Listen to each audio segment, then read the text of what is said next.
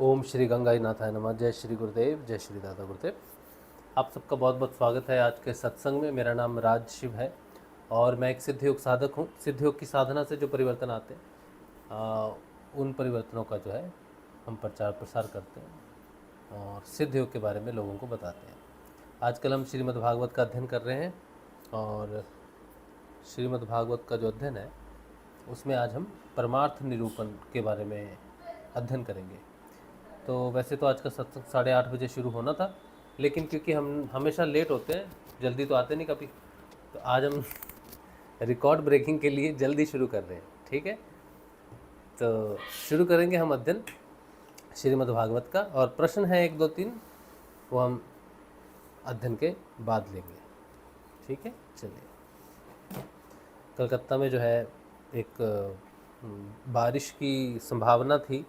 आज और कल बहुत तेज़ बारिश, तूफ़ान की संभावना है, तो बारिश शुरू हो गई है और इसलिए इलेक्ट्रिसिटी अगर समस्या ना हो जाए बाद में, अभी तो शुरू हुई है बारिश, वैसे तो होती नहीं है समस्या इलेक्ट्रिसिटी की, पर फिर भी अगर इलेक्ट्रिसिटी की समस्या हुई तो फिर जो है सत्संग मुश्किल में,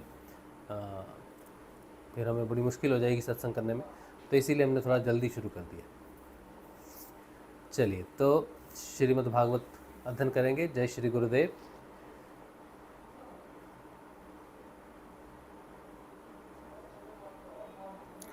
जय श्रीमद् भागवत। और आप सबको भी नमस्कार है। हम पढ़ रहे हैं शुकसुधा सागर श्रीमद् भागवत एकादश स्कंध, और एकादश स्कंध में आज हम पढ़ेंगे 28वां अध्याय, जिसमें है परमार्थ निरूपण। भगवान श्री कृष्ण कहते हैं, उद्धव जी, यद्यपि व्यवहार में पुरुष और प्रकृति, दृष्टा और दृश्य के भेद से 2 प्रकार का जगत जान पड़ता है, तथापि परमार्थ दृष्टि से देखने पर यह सब एक अधिष्ठान स्वरूप ही है। इसलिए किसी के शांत, घोर और मूढ़ स्वभाव तथा उनके अनुसार कर्मों की न स्तुति करनी चाहिए और न निंदा। उनके अनुसार कर्मों की न स्तुति करनी चाहिए और ना ही निंदा। सर्वदा अद्वैत दृष्टि रखनी चाहिए। जो पुरुष दूसरों के स्वभाव और उनके कर्मों की प्रशंसा अथवा निंदा करते हैं, वे शीघ्र ही अपने यथार्थ परमार्थ साधन से च्युत हो जाते हैं, क्योंकि साधन तो द्वैत के अभिनिवेश का, उसके प्रति सत्यत्व बुद्धि का निषेध करता है। क्या बोलते हैं?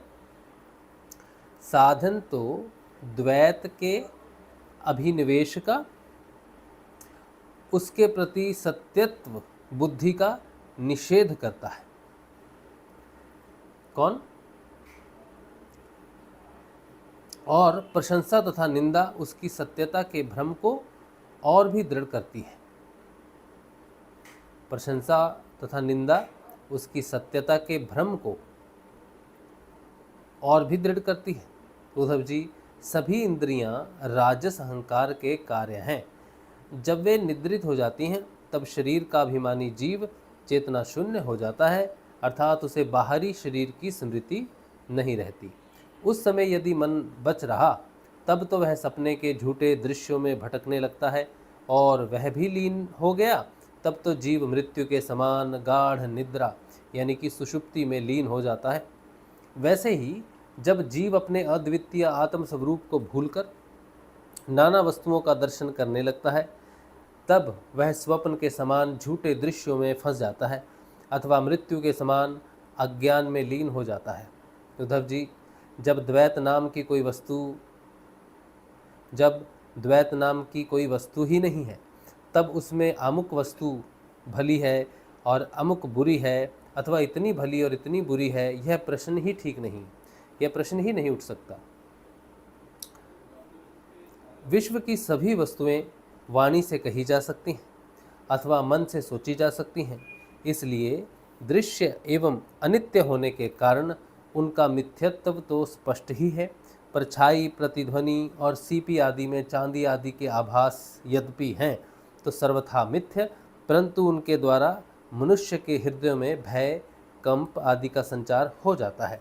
वैसे ही देह आदि सभी वस्तुएं हैं तो सर्वथा मिथ्या ही, परंतु जब तक ज्ञान के द्वारा इनकी असत्यता का बोध नहीं हो जाता, इनकी आत्यंतिक निवृत्ति नहीं हो जाती, तब तक ये भी अज्ञानियों को भयभीत करती रहती है।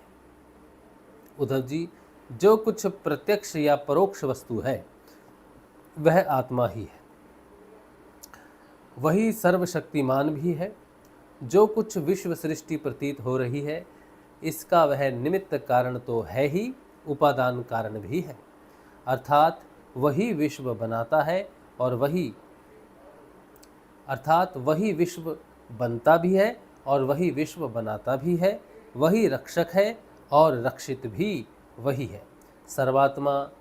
सर्वात्मा भगवान ही इसका संहार करते हैं और जिसका संहार होता है वह भी वे ही हैं। अवश्य ही व्यवहार दृष्टि से देखने पर आत्मा इस विश्व से भिन्न है। अवश्य ही व्यवहार दृष्टि से देखने पर आत्मा इस विश्व से भिन्न है, परंतु आत्मा दृष्टि से उसके अतिरिक्त और कोई वस्तु है ही नहीं। इसके अतिरिक्त जो कुछ प्रतीत हो रहा है उसका किसी भी प्रकार निर्वचन नहीं किया जा सकता और अनिर्वचनीय तो केवल आत्म स्वरूप ही है। इसलिए आत्मा में सृष्टि, स्थिति, संहार अथवा आध्यात्म, अधिदेव और अधिभूत, ये तीन प्रकार की प्रतीतियां सर्वथा निर्मूल ही हैं। न होने पर भी यूं ही प्रतीत हो रही हैं। यह सत्व, रज और तम के कारण प्रतीत होने वाली दृष्टा, दर्शन, दृश्य आदि की त्रिविधता माया का खेल है। अब देखिए, मैंने यहाँ तक जो कुछ भी पढ़ा है, आपने सुना है और आपको कुछ भी समझ में नहीं आया है ना? तो इसका कारण है, इसका कारण ये है कि ये वो रहस्य है जिसे आप जब तक साक्षात्कार नहीं करोगे तब तक आप इसे नहीं समझोगे। ये जो अभी तक मैंने पढ़ा है ना, इसमें एक रहस्य है। आज एक प्रश्न पूछा, एक नई गुरु बहन है, नई साधिका है, जुड़ी है सिद्ध योग से, और ध्यान के समय में भी किसी ने आज एक प्रश्न पूछा था। प्रश्न ये था कि वो 3 साल से जो है साधना कर रहे हैं, लेकिन उनका कोई रोग है जो निवृत्त नहीं हुआ है। ना तो ध्यान लगा है और ना ही रोग में उनको जो है किसी प्रकार का लाभ हुआ है, और वो डॉक्टरों के चक्कर काट रहे हैं। इस पर हमने जो कहा था, जो भी हमने कहा था वही मैंने अभी तक पढ़ा है। श्रीमद् भागवत में अभी तक मैंने जो कुछ भी पढ़ा है वही मैंने उनको उत्तर दिया था उसी समय, कि साधना जो है इस स्वयं को जानने की है। आप अपने रोग को देख रहे हो और रोग को सत्य मान रहे हो, अपनी असुविधाओं को देख रहे हो और उनको सत्य मान रहे हो। लेकिन श्रीमद् भागवत क्या कहती है कि 3 प्रकार के जो क्लेश होते हैं, आध्यात्मिक, अधिदैहिक और अधिभूत, अधिभौतिक, ये सारी चीज़ें नहीं हैं। ना तो कोई दुख है, ना कोई बीमारी है, कुछ है ही नहीं। जब तुम्हें कोई बीमारी है ही नहीं तो वो बीमारी ठीक कैसे हो सकती है? श्रीमद् भागवत कह रही है, मैं नहीं कह रहा। तो कहने का मतलब ये है कि मैंने जब उन्हें कहा था कि देखो, साधना का जो मूल लक्ष्य है वो है स्वयं की जानकारी। तुम आत्मा हो और कैसे हो और आत्मा क्या है, ये साधना तुम्हारी चेतना के विकास से तुम्हें इसका ज्ञान होगा। तुम्हारी चेतना का विकास ही ना हुआ, तुम्हारी चेतना का प्रसार ही नहीं हुआ, तो तुम एक बीमारी तो क्या, तुम्हें ऐसी बहुत सारी बीमारियां हैं जो समय आने पर आगे लगेंगी, और ऐसी बहुत सारी बीमारियां होंगी जो तुम्हें लगी होंगी। तुम्हारे पूरे जीवन में अगर तुम्हें कोई पूछे कि तुम्हें क्या दुख है बचपन से लेकर आज तक, तो तुम अपने दुख गिनाने लग जाओगे, है ना? लेकिन श्रीमद् भागवत कहती है कि कोई दुख है ही नहीं और ना ही कोई सुख है। श्रीमद् भागवत बार बार एक ही बात कहती है कि जिस तरह से हम जब स्वप्न देखते हैं, स्वप्न में हमारे पीछे कई बार सांप पड़ा होता है ना, हाँ, या हम कहीं भाग रहे हैं या हम कुछ कर रहे हैं सपने में, लेकिन जैसे ही सपना टूटता है तो वो भ्रम खत्म हो जाता है कि मेरे पीछे कोई पड़ा हुआ है या मैं भाग रहा हूँ, खत्म हो जाता है ना। इसी तरह से जीवन में जो घटनाएं घट रही हैं वास्तव में वो नहीं है। अब सोचो कि आप किसी बीमारी के लिए आए हो और आप साधना करते हो और वो बीमारी ठीक हो जाती है, आपको क्या लाभ हुआ? साधना से क्या लाभ हुआ? कुछ भी लाभ नहीं हुआ। आपका कोई अच्छा कर्म जिसकी वजह से आपको साधना मिली थी,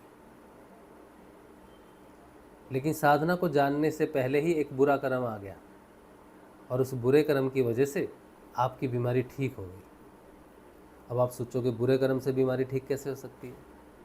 क्योंकि बुरा कर्म इसलिए हुआ कि वो जानता था कि अगर इसे मैंने ठीक नहीं किया तो साधना इसकी आगे बढ़ेगी और ये स्वयं को जान लेगा, और स्वयं को जान लेना तो बहुत बड़ा लाभ है। तो अगर ये ठीक हो जाए बीमारी से तो इसका मतलब है इसका नुकसान हो गया। तो जो चीज़ आपको साधना से दूर करे, चाहे वो आपको स्वस्थ कर दे और आप आगे साधना ठीक से नहीं करते, बहुत लोग छोड़ देते हैं साधना को क्योंकि वो तो बीमारी के लिए आते हैं। ठीक है, बहुत सारे ऐसे लोग कहते हैं कि नहीं हम साधना करते रहेंगे। हमने भी साधना की है बीमारियों के लिए। अगर हमारी बीमारी ठीक हो जाती ना तो हमें कभी भी साधना का ज्ञान नहीं होता। तो मेरा कोई ऐसा बुरा कर्म या अच्छा कर्म नहीं था जिसने मुझे ठीक कर दिया। कोई बुरा कर्म आता मुझे ठीक कर देता तो मुझे बड़ा लाभ नहीं होता, आत्मलाभ नहीं होता। जैसा मैं हूँ ना वैसे ही आप हैं, सारे वैसे ही होते हैं। जब तक हमें बीमारी होती है हम बहुत श्रद्धा से काम करते हैं, नाम जपते हैं, लेकिन जब वो बीमारी ठीक हो जाती है, हम स्वस्थ हो जाते हैं, तो वापस हम संसार के प्रपंच में फंस जाते हैं। और ये सभी के साथ होता है, किसी एक के साथ होता है ऐसा नहीं, सभी के साथ होता है, क्योंकि हम साधना स्वस्थ के लिए करते हैं। साधना बीमारियों को ठीक करने के लिए नहीं है। जो बीमारियां ठीक होती हैं, एक वो बहन ने पूछा मुझसे कि आपने ऐसा कहा, तो वो सहमत नहीं है इस बात से कि साधना से बीमारियां ठीक नहीं होंगी, बाद में होंगी, चेतना के प्रचार प्रसार से होंगी। चेतना का जब प्रसार हो जाएगा तब होंगी। तो गुरुजी तो कहते हैं देखो एड्स हो, कैंसर हो तो ठीक हो जाता है, नाम जब से ठीक हो जाता है। साधना बहुत कुछ देती है आपको, आपके भाव अनुसार बहुत कुछ देती है साधना। साधना फलित होती है, लेकिन साधना कब फलित होती है ये आपका भाग्य है। यही आपका अच्छा कर्म है कि उसने साधना को कहाँ फलित किया। अगर क्रिया योग में ही साधना फलित हो गई तो आपको रोगों से मुक्ति मिल जाएगी, लेकिन फिर साधना आगे नहीं जाती है। साधना वहाँ फलित होती है जहाँ वो उसका अंत होना चाहिए। साधना के कोई वृक्ष है, कोई बीज है, आपने बीज लगा दिया उसको, बीज का पौधा, पौधे का पेड़, और पेड़ से हमें क्या चाहिए? फल चाहिए। अब आपको कोई छाया भी तो चाहिए, छाया तो हमें उसका एक और फीचर है, लेकिन मूल रूप से पेड़ हमने लगाया था कि हमें आम का पेड़ लगाया तो हमें आम मिलेगा। ठीक है, छाया भी अगर आपका निश्चय किया हुआ था कि हमें छाया मिलेगी, तो साधना में भी ऐसी है। अगर आप सोचते हो कि साधना मैंने सिर्फ इसलिए की थी कि बीमारियां ठीक हो जाए, तो समझो आप चाहे पेड़ को छाया के लिए लगा रहे हो या उसके फल के लिए लगा रहे हो। जैसे ही वो फल आपको मिल जाएगा उसके बाद आप निकल लोगे आगे। सारा उम्र तो पेड़ के नीचे छाया में नहीं बैठे रहेंगे ना,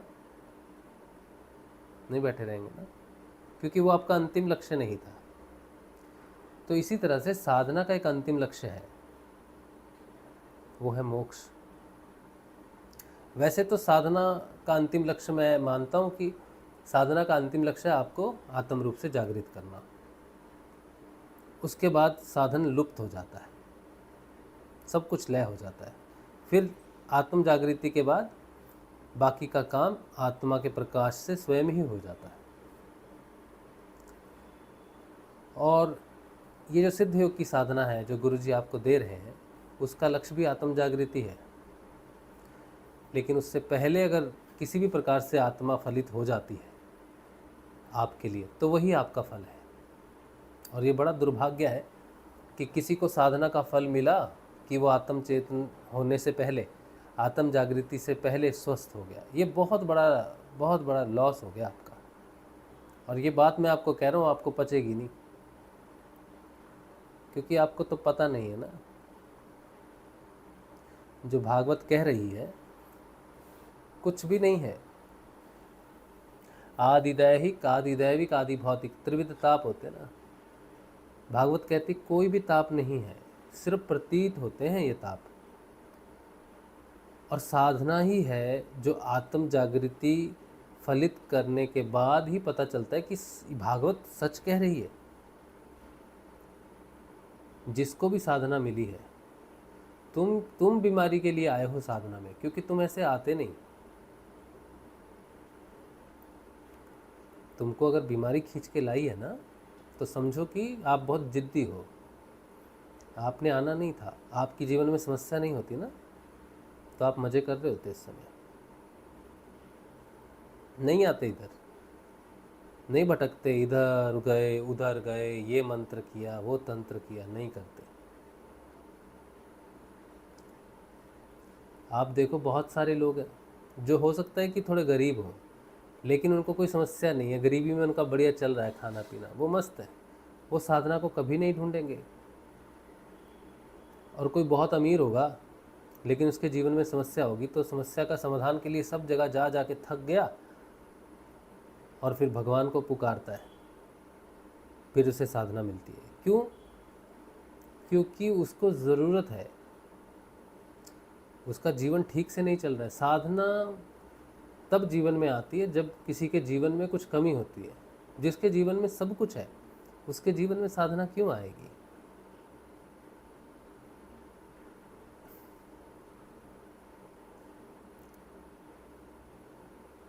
बीमारियों का ठीक होना आपकी चेतना के कारण है।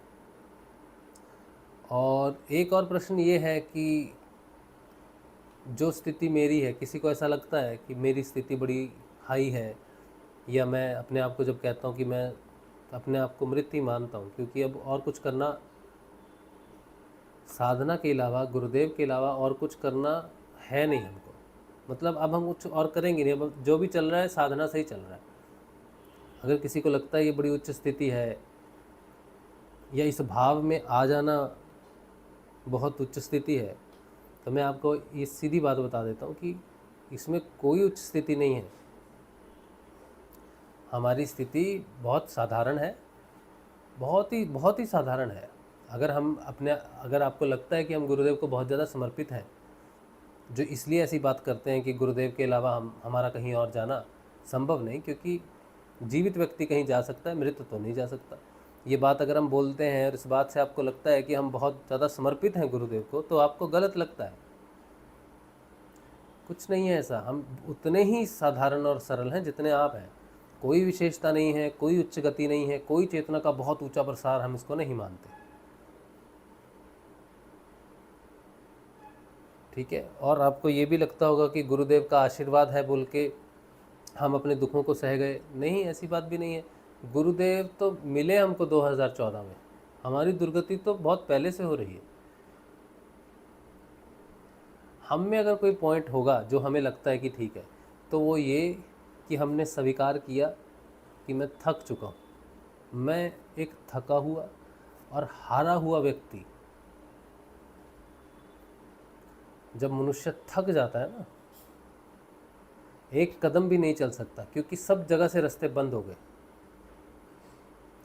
मेरा भाई मुझे रोज़ कोई ना कोई मंत्र भेजता रहता। अभी रिसेंटली उसने कल परसों फिर एक भेजा, और नाम लेता है गुरुदेव का, कि गुरुदेव और गुरु माता का आशीर्वाद होगा, धन के लिए ये उपाय कर लो, ऐसा कर लो, वो कर लो, भेजता है। क्योंकि हम तो उसको धन दे नहीं पाते, तो उसको लगता है कि हम दे नहीं पाते तो हमारे पास कहीं से आए, हम उपाय करें, हमारे पास धन आए, हम उसको दें। अब सिंपल सी बुद्धि, अगर तुझे धन चाहिए तो तू उपाय कर। हम उपाय करें, हमारे पास धन आए और हम तुझको दें, ये कौन सी, ये तो टेढ़ी खीर है। सीधी खीर लगो ना। तुम्हें लगता है कि जिस मंत्र से धन तुम्हारे पास आ सकता है तुम करो, हमने तुमको मना नहीं किया। तुम अपने लिए करो ना जितने प्रयास करने हैं। तुम जितना विष पीना चाहते हो तुम पियो, लेकिन तुम हमें विष नहीं पिला सकते ना, क्योंकि हम नहीं पीना चाहते। हमारे लिए सब विष है। अब बात क्या है, क्यों है ऐसा?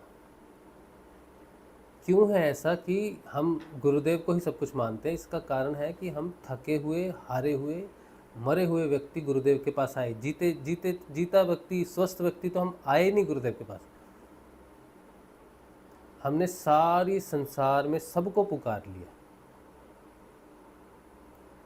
भोलेनाथ को नमस्कार किया, उनका जप किया, उन्होंने बहुत प्रेम किया, लेकिन हमें वो नहीं मिला जो हमें चाहिए था। सारी तपस्याएं, सब कुछ कर लिया, हमको कुछ नहीं मिला, कुछ भी नहीं मिला।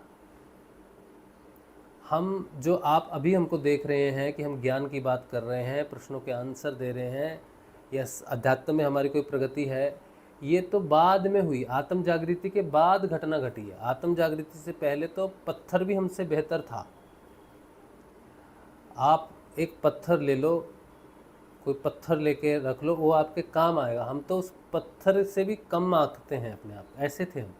हमें तो गुरुदेव ने, मतलब कहाँ गुरुदेव ने, लोग हीरे चुनते हैं, गुरुदेव ने कंकड़ चुना। हम तो कंकड़ से भी गए गुजरे हैं।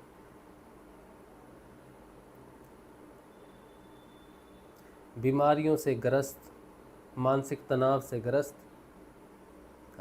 आर्थिक जिंदगी से बर्बाद,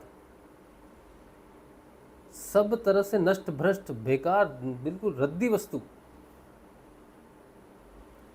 आप भगवान के मंदिर में जाते हो, भगवान को माला चढ़ाते हो, बहुत सुंदर है ना। किसी फूल वाले से कहोगे बड़ी सुंदर सी माला दो जो फ्रेश हो, आज ही फूलों से बनी हो, जो है ना। भगवान के लिए आप मिठाई लेके जाओगे तो बहुत अच्छी सुंदर, बहुत अच्छी मिठाई लेके जाओगे, है ना। हम क्या लेके गए गुरुदेव को? हम सड़ी हुई गंदी बदबू मार रही माला लेके गए। जिस माला से गंदी बदबू आ रही है, जो सड़ चुकी है, वो गुरुदेव को चढ़ाई हमने। वो है हमारा शरीर।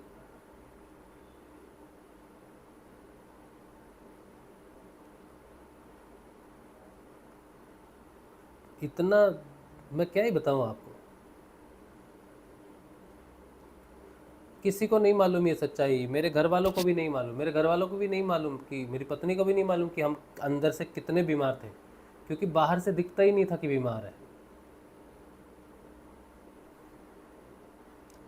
खोखला शरीर, खोखली आंतें,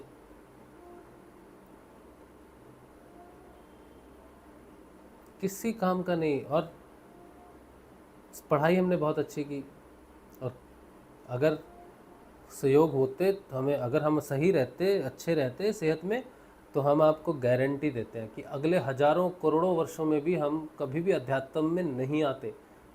हम बाहर से नमस्कार करते, भोलेनाथ को नमस्कार करते, कृष्ण को करते, माँ को करते, सबको करते, लेकिन हम अंदर नहीं जाते कभी भी।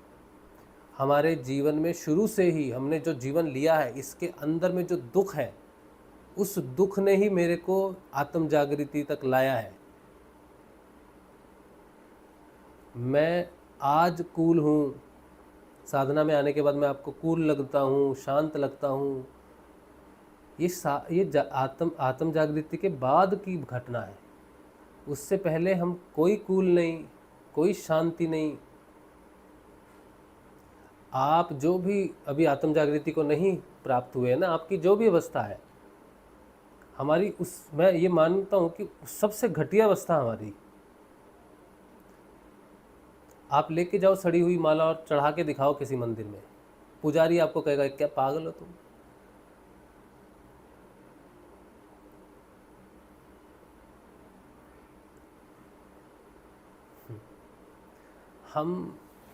हम इसलिए बोलते हैं अपने आप को, बार बार एक ही चीज़ बोलते हैं कि हम मृत हैं। हम इसलिए बोलते हैं कि उसके बाद नहीं था जीवन। 2019 के बाद बचने कोई नहीं था जो हमें बचा सकता था। इसीलिए गुरुदेव जी को हमने अपना पूर्ण समर्पण किया। उसके बाद जिस दिन हमने गुरु जी को समर्पण किया, उस दिन के बाद, हाँ, उससे पहले हम अपने बेटे की बहुत चिंता करते थे, क्या करेगा, बाहर जा रहा है, इधर जा रहा है, उधर जा रहा है। उसके बाद हमने पीछे मुड़ के भी नहीं देखा अपने बेटे को। कहीं भेजते हैं, बाज़ार जा रहा है, कहीं जा रहा, कुछ भी नहीं सोचते, कोई टेंशन नहीं लेते। सभी माता पिता को अपने संतान की टेंशन होती है। हमारे मन में कभी ऐसा विचार भी आता है ना कि बाहर है, तो उसी समय गुरुदेव को हैंड ओवर कर देते हैं।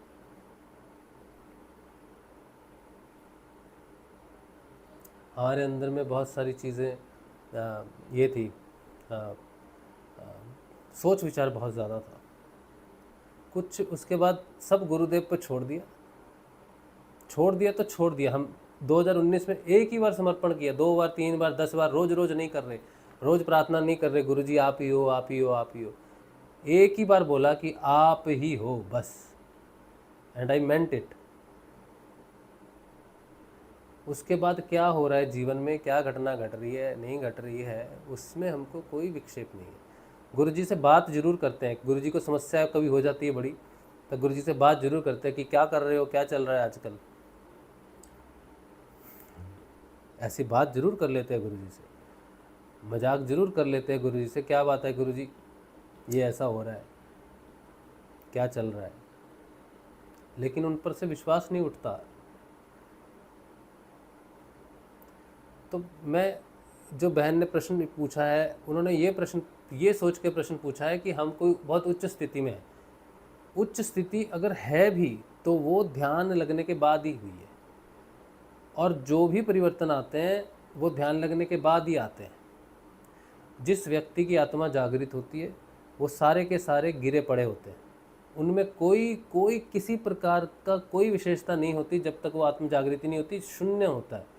तुम भी, मैं भी, इस संसार में जितनी भी संतानें हैं, जितने भी पुत्र पुत्रियां हैं, जितने भी मनुष्य इस संसार में है, आत्म जागृति से पहले वो शून्य ही है। ना तो उन्हें पता है कि क्या होता है समर्पण, उन्हें कुछ भी नहीं मालूम, कोई कुछ भी नहीं है। आत्म जागृति से पहले जो भी परिवर्तन आते हैं, जो कुछ भी मिलता है, वो आत्मा के प्रकाशित होने के बाद ही मिलता है। उसके पहले अगर तुम्हें लगता है कि तुम्हारे पास कुछ है, शांति है, कुछ जो भी तुमको लगता है तुम्हारे पास कुछ ऐसी चीज़ हो, आत्म जागृति के बाद सब गायब हो जाता है।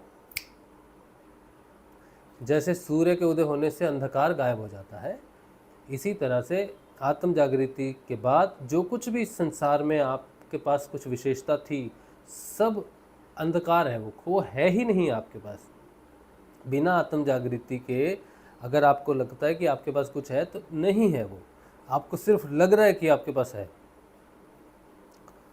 इसीलिए कोई विशेष व्यक्ति है, इसलिए वो आत्म जागृति में आ गया है, ये तो बहुत बड़ी भूल है। आत्म जागृति जिसकी होती है, दुनिया की नज़र में, स्वयं की नज़र में निकम्मा, नालायक, नाकारा, बिना किसी काम का, बिना किसी प्रयोजन का, जब वो बिल्कुल ही मूल्यहीन हो जाता है, आप ये मेरी बात ठीक से समझ लो, जब व्यक्ति इस संसार के लिए मूल्यहीन हो जाता है, तभी भगवान के लिए, भगवान उसका चयन तभी करते हैं। अगर तुम्हारी 1 रुपये की भी वैल्यू है इस संसार में, 1 पैसे की भी वैल्यू है तुम्हारी, तो तुम भगवान के काम के नहीं हो।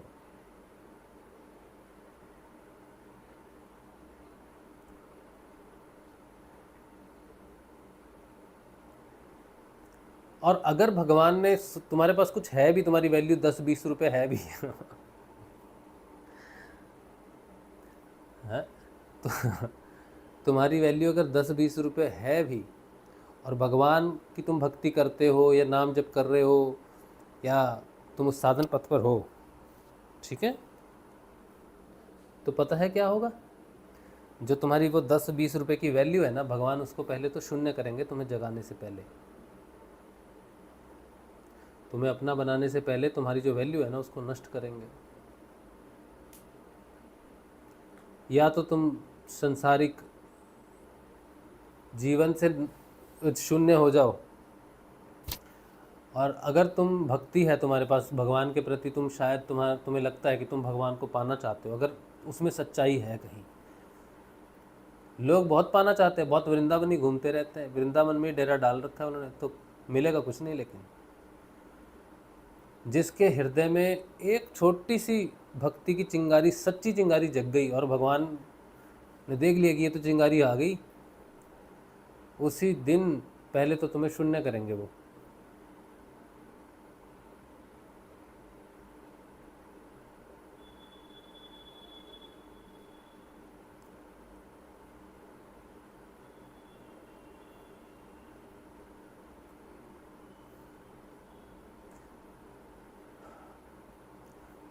अध्यात्म का मार्ग और संसार का मार्ग दोनों ऑपोजिट हैं। एक ऊपर चढ़ता है, एक नीचे उतरता है। और जब कोई व्यक्ति जागृत होता है, आत्म रूप से जागृत होता है, उस दिन हम तो कहते हैं ना द्वैतवाद है, द्वैतवाद है, द्वैतवाद है। तो किसी को पता नहीं चलता द्वैतवाद है।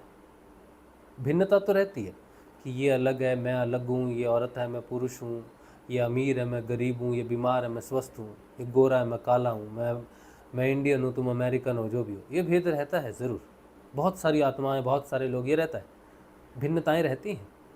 लेकिन असली द्वैतवाद कहाँ शुरू होता है मालूम है?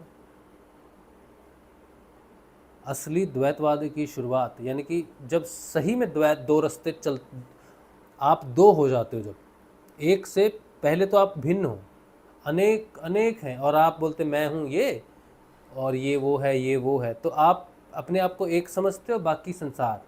ठीक है, ये तो साधारण दृष्टि है किसी भी व्यक्ति की। लेकिन ध्यान से सुनना, जब आत्मा जागृत होती है किसी की, आत्म जागृति होते ही द्वैतवाद प्रकट होता है। आप अभी कहते हो ना कि मैं हूं, आत्म जागृति के बाद आप क्या कहोगे? ये संसार है और हम दो हैं। समझ रहे हो मेरी बात? आत्म जागृति से पहले ये मैं और ये संसार, आत्म जागृति के इमीडिएटली बाद हम दो हैं और ये संसार है। ये घटना घटती है। ठीक, अब ये जो घटना घटी ना, कि हम दो हैं, एक था पहले तो मैं, फिर जागृति होती, दो हो जाते हैं कि मैं दो हूँ। अब ये दो द्वैतवाद शुरू होता है। ये है द्विज की यात्रा। तो क्या है? दो, एक ही जन्म, एक ही जीवन में दो यात्राएं होती हैं, और जो दो बार जन्म लेता है उसे बोलते हैं द्विज। तो मैंने अपने शरीर के रूप से अपने माता पिता के गर्भ से जन्म लिया, ठीक है, ये हूँ मैं और संसार। और जिस दिन मैं आत्म रूप से जागृत हुआ, उस दिन संसार तो संसार ही है, लेकिन मैं दो भागों में बट गया कि ये जो शरीर है, जिसका नाम राजू शर्मा है, जिसे आप राजशिव के नाम से जानते हैं, ये शरीर, ये प्राण, ये मन और बुद्धि, ये मेरा भौतिक अंश है जो संसार के साथ लगा हुआ है। पत्नी के साथ पति है, बेटे के साथ पिता है, भाई के साथ भाई है। ये जो है बाहर का, इसमें तो मतलब कीड़े पड़े हुए हैं। और आत्म जागृति होते ही मेरा दूसरा अंश प्रकट होता है, और वो है मैं आत्मा हूँ, सत्य चित्त आनंद। ऊपर के जो तीन कोश है ना, आनंद, चित्त और सत्य, सच्चिदानंद। तो उस दिन ये दो भाग हो जाते हैं, टुकड़े हो जाते हैं, दो मेरे दो स्वरूप हो जाते हैं। एक में सच्चिदानंद, एक में शरीर प्राण मन और बुद्धि। तो दो हो जाते हैं। शरीर प्राण मन और बुद्धि नीचे की ही यात्रा करते हैं, ये ऊपर नहीं चढ़ते। और सत्य चित्त आनंद जो है, ये ऊपर ही रहते हैं। तो अब होता क्या है कि मेरी चेतना, क्योंकि मैं शरीर हूँ, प्राण हूँ, मन हूँ, बुद्धि हूँ, इसी में ही त्रिदैविक ताप भी होते हैं, इसी से संसार बंधन, सुख दुख सब कुछ होते हैं। अब जब हृदय से आत्म जागृति के बाद ये यात्रा शुरू होती है, फिर धीरे धीरे मैं मरना शुरू होता है। यानी कि व्यक्तिगत चेतना, मैं शरीर प्राण मन और बुद्धि हूँ, ये चेतना उस समय 100% होती है, और आत्मा जागृत होती है उस समय तो 0 समझो ना। तो हर क्षण, अब यहाँ से कोई रोक नहीं सकता इसको, कोई साधना की ज़रूरत नहीं है। अब कोई मंत्र नहीं है, अब कोई बाहर गुरु नहीं रहा, कुछ भी नहीं है। इसके बाद सब कुछ आत्मा ही तुम्हारा गुरु है, जो जिनका नाम रामलाल जी स्याग है, वही मेरी आत्मा है। वही मेरी अब आत्मा के स्वरूप में बदल गए। पहले उनका चेहरा था जिस चेहरे से आप उनको जानते हो, है ना, अब वो मेरी आत्मा जागृत होते ही इनका ये स्वरूप चला गया, और वो चेतना का वो स्वरूप जो मेरी आत्मा के रूप में जागृत हुआ है वो ये है। समझे? तो मेरे लिए बाहर से भौतिकता लय हो गई। अब बाहर से उन्होंने जो मंत्र दिया, बाहर से जो उन्होंने ध्यान दिया, अब उसका कोई उसको मुझे करना नहीं है। अब मेरी साधना वहाँ एक मोड़ पर ऐसी चली गई जिसके बाद अब उस जो करना है वो सत्य चितानंद को ही अब करना है। वो जग गया, अब उठ गया, अब वो उठ गया। अब उसको उठाने के लिए उसका नाम बुलाया जा रहा है, मंत्र जपा जा रहा है, ये किया जा रहा है। अब वो उठ गया, अब काम खत्म, जाओ चलो हो गया। अब वो आत्मंश 0 से 1%, 1 से 2%, 2 से 3% बढ़ेगा प्रतिदिन। हर क्षण सोते जागते हगते मुदते बात करते काम करते सब कुछ करते समय वो आत्म चेतना बढ़ रही है। और जो ये व्यक्तिगत चेतना है शरीर प्राण मन और बुद्धि की, ये 100 से 99, 98, 97, 96 वैसे वैसे वो बढ़ेगी, ऐसे ऐसे ये कम होती जाएगी। यही चेतना का प्रसार है आत्म स्वरूप में। और एक दिन वो 100 और ये 0। लेकिन 0 होने का मतलब शरीर चला गया, प्राण चला गया, मन चला गया, बुद्धि चलेगी, ऐसा नहीं है। ये चीज़ें रहती हैं, लेकिन इनमें पूर्ण रूप से आत्मा का ही स्वरूप हो जाता है ये सब कुछ। अब शरीर को कोई रोग नहीं रहेगा, क्योंकि आत्मा को कोई रोग नहीं है। प्राण को कोई अटैचमेंट नहीं है, मोह माया लोभ लालच राग द्वेष कुछ भी नहीं है, क्योंकि प्राण स्वस्थ हो गया है। इसी तरह से मन में भी किसी प्रकार की कोई इच्छा नहीं बचती, क्योंकि स्वस्थ हो गया है, आत्म स्वरूप हो गया है। और बुद्धि भी पूरी प्रकाशित हो जाती है, प्रकाश हो जाता है, विवेकवती, कोई दोष नहीं, कोई बुरा भला कुछ भी नहीं, अच्छा कुछ भी नहीं।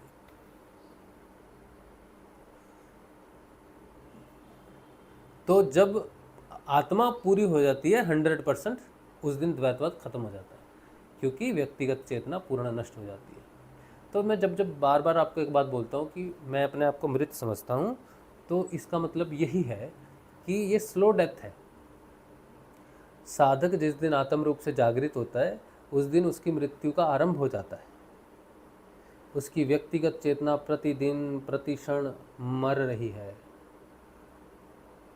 और उसकी आत्म चेतना प्रतिदिन प्रबल हो रही है। इसीलिए मैं बार बार ये शब्द कहता हूँ कि जो मर रहा है उसके पास अब कहीं और जाने की बात ही नहीं है।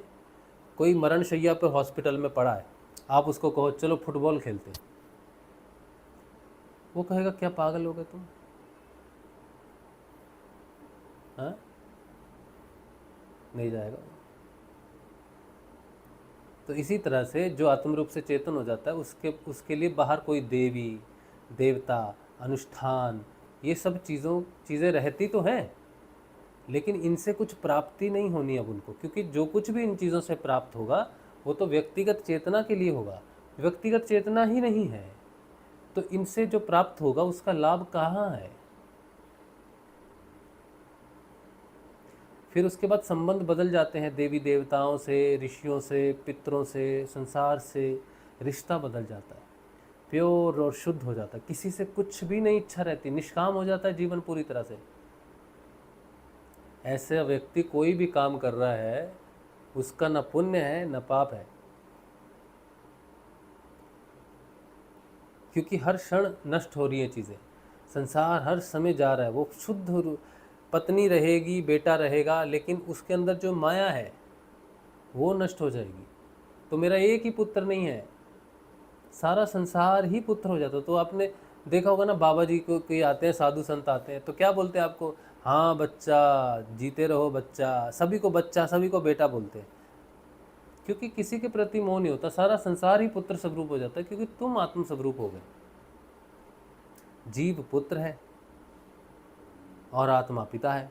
जब तुम आत्म स्वरूप में हो जाते हो तो जीव पुत्र स्वरूप में हो जाता है। इसीलिए संसार के सारे व्यक्ति, चाहे उसकी उम्र कितनी भी हो, वो आपके लिए पुत्र स्वरूप ही है, पुत्री ही है। चाहे तुम्हारी उम्र 40 है और किसी की 90 है, तो 90 वाला तुम्हारा पुत्र ही हुआ, क्योंकि वो आत्म रूप से चेतन नहीं है।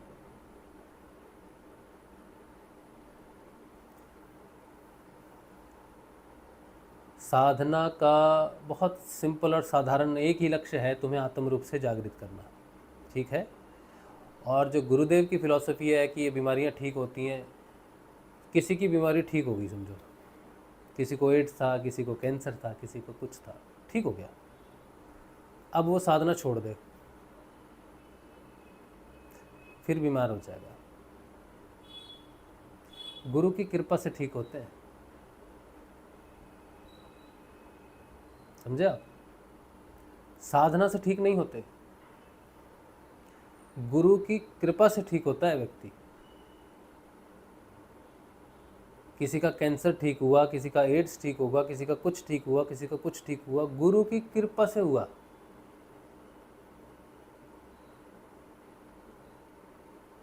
समझे? और किसको किस प्रकार की कृपा प्राप्त होती है वो उसके भाव में होता है, उसका भाव कैसा है गुरुदेव के प्रति वही उसको प्राप्त होता है। लेकिन जैसे ही गुरुदेव से डिटैच होगा वो बीमारी वापस आ जाएगी। तुम्हें गुरुदेव ठीक सिर्फ इसलिए कर रहे हैं कि बेटा साधना करनी है, तुमको आगे बढ़ना है। लेकिन जो व्यक्ति बीमार है, जो परेशान है, जिसकी परेशानियां बढ़ती हैं, बीमारियां बढ़ती हैं, साधना उसके लिए वो फल लाती है जिसको अमर फल कहा है, जो आत्म जागृति है। और जिसकी समस्याएं आत्म जागृति से पहले सॉल्व हो जाती हैं वो आत्म जागृति को फिर डिले ही समझे।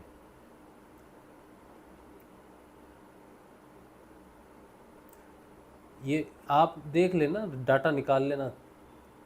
गुरुदेव से बहुत से ऐसे, मैं आपको बताता हूँ, मेरी वाइफ अक्सर कहती है मुझसे, बोले गुरु भगवान ने कितने सारे शिष्य हैं, उनको भौतिक रूप से कितना सफल किया है, घर दिया या नौकरी दी या ये दिया, कितने संपन्न गुरुदेव के शिष्य हैं।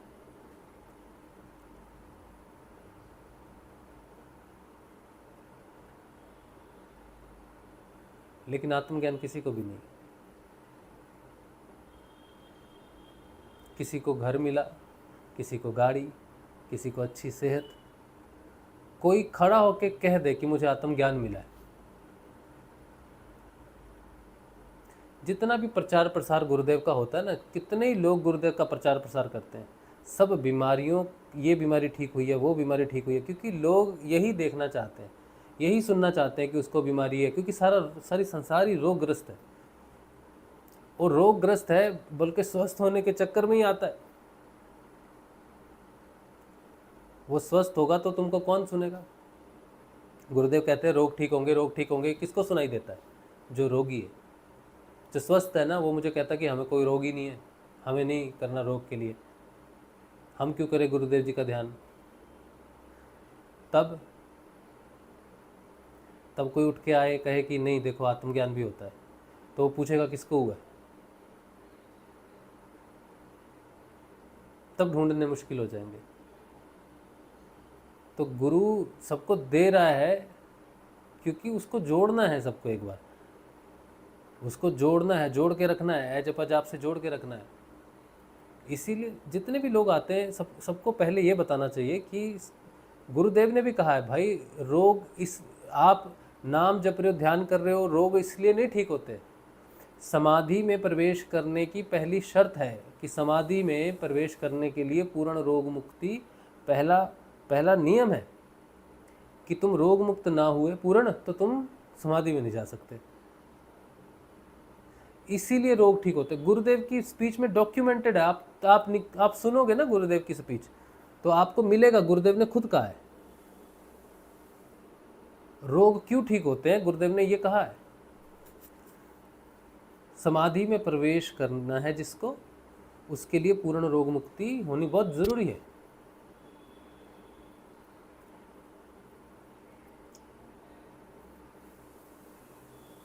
सिद्ध योग को रोगों के लिए मत करो, तुम्हारा मूल लक्ष्य चूक जाएगा। और गुरुदेव से दीक्षा लेने के बाद भी बीमार लोग मरे हैं।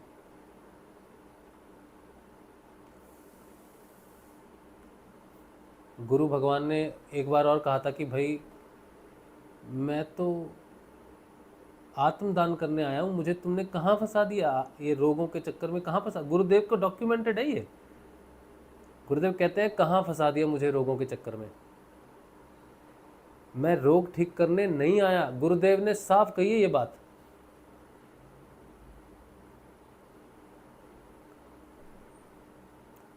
मैं रोग ठीक करने नहीं आया, मैं तो तुमको आत्म चेतना देने आया हूं। और तुम क्या मांग रहे? रामकृष्ण परमहंस थे ना, जानते हो, विवेकानंद जी के गुरुजी। तो वो उनको एक सिद्धि हुई 1 जनवरी 1800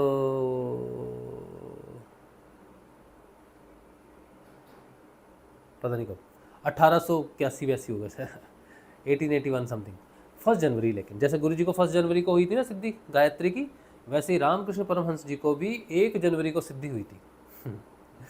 और वो सिद्धि थी कल्पतरु की। वो स्वयं कल्पतरु हो गए थे, ऐसे खड़े हो गए पूरा दिन। तो जो भी कल्पतरु का मतलब जो भी उनको टच करेगा, वो जो मांगेगा उसको वही मिलेगा। तो सबने टच किया ठाकुर को, सबने मांगा, किसी की ये समस्या, किसी की वो, किसी की ये, किसी की वो। रामकृष्ण परमहंस बाद में ये कहते हैं कि कितनी विचित्र घटना है, किसी ने भी अध्यात्म नहीं मांगा।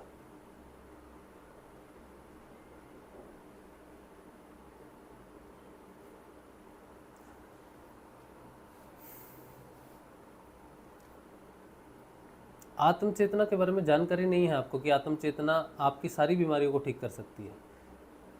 प्रकाश हो जाएगा तो बीमारी अपने आप गायब हो जाएगी। तुम्हारी बीमारी अंधकार के कारण है, अज्ञानता के कारण है। अज्ञानता खत्म, अंधकार खत्म, बीमारी खत्म। जब तक अंधकार है तब तक बीमारी है। तो वहाँ पर प्रकाश पहुँचेगा आत्मा का, तो स्वयं ठीक हो जाएगी वो बीमारी। गुरुदेव कहते हैं कि भगवान से कनेक्शन रहता है। जो सहस्त्रार चक्र होता है ना, सहस्त्रार चक्र, आप मानते हो कि सहस्त्रार चक्र है, ये है, वो है, आपके जितने भी चक्र हैं ये अगर सारे अलाइन हो जाएं, एकदम अलाइन हो जाएं, लेकिन सहस्त्रार चक्र अगर अलाइन ना हो तो इसका अर्थ मालूम है, इसका अर्थ ये मालूम है कि तुम्हारे शरीर में जो ऊर्जा ईश्वर की तरफ से आती है, जैसे एक छोटा बच्चा होता है, वो जन्म लेता है 10 साल 12 साल का बच्चा, उसका सहस्त्रार चक्र एकदम अलाइन होगा।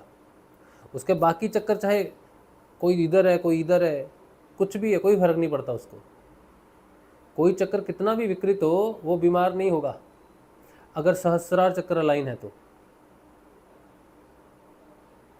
और जैसे जैसे वो वृद्ध होता जाएगा, उसके अंदर इम्यूनिटी वीक होती जाएगी, उसका पिनियल ग्लैंड वीक होता जाएगा, उसका मास्टर ग्लैंड वीक होता जाएगा।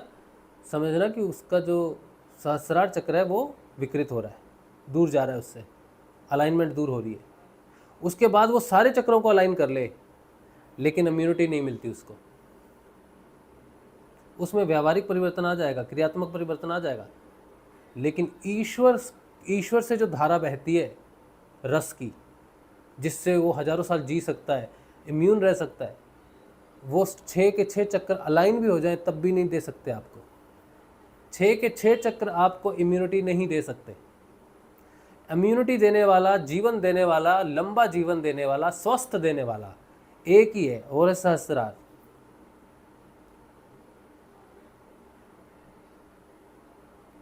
साधना से आपके पहले नीचे के चक्र अलाइन होंगे, पहले क्रियात्मक बदलाव आता है, उसके बाद ध्यान के बाद जब आप में वो आप में जब वो जो प्रकाश है जो ईश्वर का, जब सहस्रार जैसे जैसे अलाइन होने लगेगा, आपकी इम्यूनिटी स्ट्रांग होने लग जाएगी। जिसका सहस्रार एकदम अलाइन है, वो कहीं प्लेग फैला हुआ है, कहीं कोरोना फैला हुआ है, कहीं कोई बीमारी फैली हुई है, कहीं भी चला जाए उसको नहीं होगा, इम्यून है वो। आप सहस्रार चक्र को ये सोचते हो कि सहस्रार का मतलब है वो ठाकुर बैठा है, वो भगवान, ये वो अध्यात्म में मानते हैं ना ऐसा। वो क्या करता है, वो पिता क्या करता, वो सहस्रार चक्र का मूल है कि वो तुम्हारे अंदर जो प्राण संचार हो रहा है वो सहस्रार से हो रहा है। और जितना डिसअलाइन होगा उतना ही तुम्हारे प्राण कमजोर हो जाएंगे।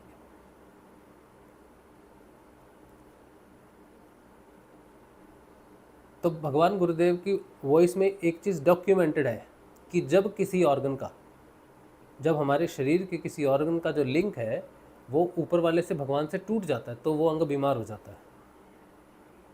उसको वापस ठीक किया जा सकता है। कैसे? उसको अलाइन करके, उसके साथ वापस उसका कनेक्शन जोड़ के उसे ठीक किया जा सकता है।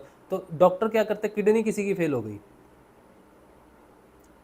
डॉक्टर ने कह दिया अब ये किडनी खराब है। जैसे आपके प्रेमानंद जी महाराज है, किडनी खराब है उनकी, अब उनका जो उनकी जो किडनी ठीक करता है डॉक्टर नहीं ठीक कर सकता, सहस्रार कर सकता है। और सहस्रार जब ठीक अलाइन करेगा तो वो किडनी ठीक हो जाएगी। अब आप सोचोगे यार उनका सहस्रार क्यों नहीं अलाइन, वो तो संत हैं, बहुत अच्छे संत हैं, सात्विक संत हैं। तो आपको ये मालूम होना चाहिए कि सहस्रार जो है वो किसी साधना पे ऐसे डिपेंड करता है, कोई बहुत बड़ा संत है, ऋषि है, कुछ भी है, ऐसे डिपेंड करता है, तो नहीं, वो काम ही अलग तरीके से करता है। रामकृष्ण परमहंस ने जब शरीर छोड़ा ना तो उनको गले का कैंसर हुआ, तो क्या उनका सहस्रार अलाइन नहीं होगा? लेकिन उन्होंने कैंसर को स्वयं पाला, क्योंकि वो एक स्वयं ही सहस्रार है। तो हम जैसे लोग जो परम चेतना में अभी व्यवस्थित नहीं हुए हैं, उनके लिए सहस्रार के अलाइन डी अलाइन से इम्यूनिटी का फर्क पड़ता है। जिसका कंट्रोल है सहस्रार के ऊपर में, वो सहस्रार को अलाइन करके भी शरीर में अपने जो चाहे जैसे चाहे कर सकता है। लहड़ी महाशय के बारे में आप पढ़ेंगे, वो अपने एक बीमारी अगर इस हाथ में है तो इस हाथ में शिफ्ट कर सकते हैं, इतनी उनमें शक्ति है, इतने बड़े योगी हैं वो। अपने शरीर को निर्माण कर सकते हैं, सहस्रार निर्माण, पूरा शरीर ही निर्माण कर सकते हैं। ये योगिक शक्तियां हैं।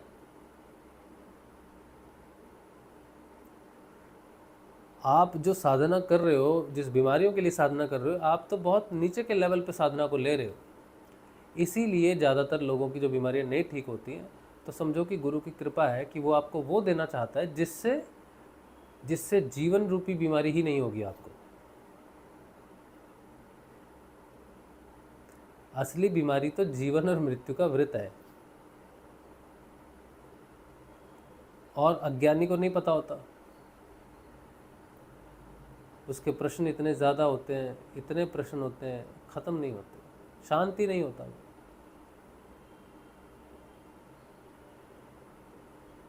एक सेकंड के लिए, एक सेकंड तुम्हारे पूरे जीवन में एक ही सेकंड तुम्हारे काम आएगा बस, जिस समय तुम पूर्ण रूप से उस ईश्वर को समर्पित कर दोगे। दूसरे सेकंड तुम फिर भटक सकते हो, वो कोई बात नहीं, लेकिन एक सेकंड भी नहीं निकलता जीवन में।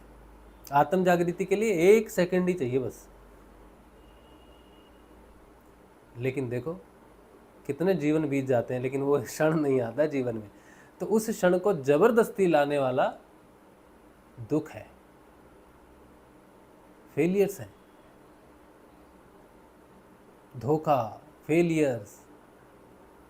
कुंती माता थी ना, कुंती माता को भगवान श्री कृष्ण भगवान से सबने मांगा, तो माता कुंती को भी बोला मांगो क्या चाहिए कुंती तुमको।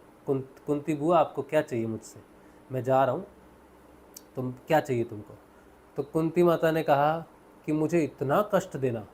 बोले क्या बात कर रहे तुम, इतना कष्ट भोग के शांति नहीं हुई तुमको। तो बोले सुख नहीं चाहिए, दुख चाहिए, तुम्हें भूलना नहीं चाहती, क्योंकि जिस समय मेरे जीवन में सुख आया और मैं सुख भोगने में व्यस्त हो गई, उस क्षण मैं तुमको भूल जाऊंगी। इसीलिए दुख रुकना नहीं चाहिए, तुम्हारी स्मृति रुकनी नहीं चाहिए। पांडवों का जीवन देखा है आपने, पांडवों की कहानी पढ़ी है आपने, कृष्ण भगवान उनके साथ रहते थे स्वयं। तुम तो भगवान का नाम जप कर रहे हो ना, कृष्ण भगवान पांडवों के साथ ही रहते थे। लेकिन ऐसा कौन सा दुख है जो पांडवों ने नहीं भुगता?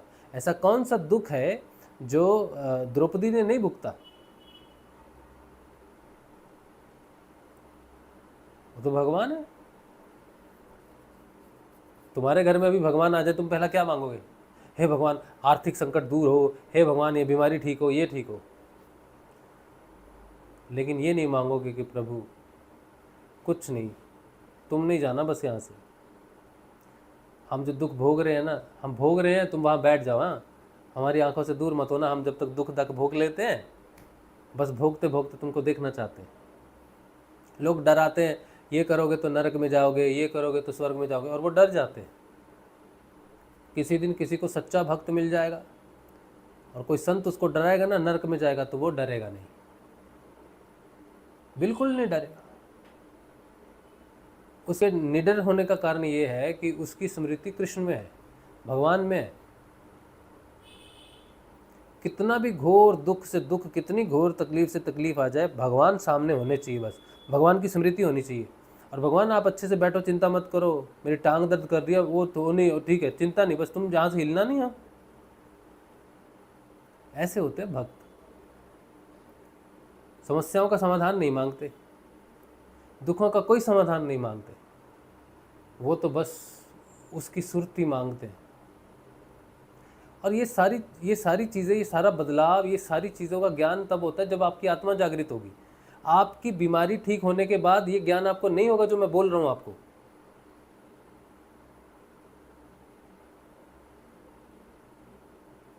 बीमारियां ठीक होने से कोई लाभ नहीं होता है, जीवन नष्ट हो जाता है।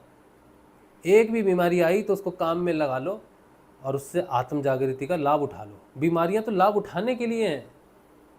दरिद्रता हो, दुख हो, आर्थिक तंगी हो, झगड़ा हो, कुछ भी हो, क्लेश हो, वो तो उसका फायदा उठाना चाहिए आपको,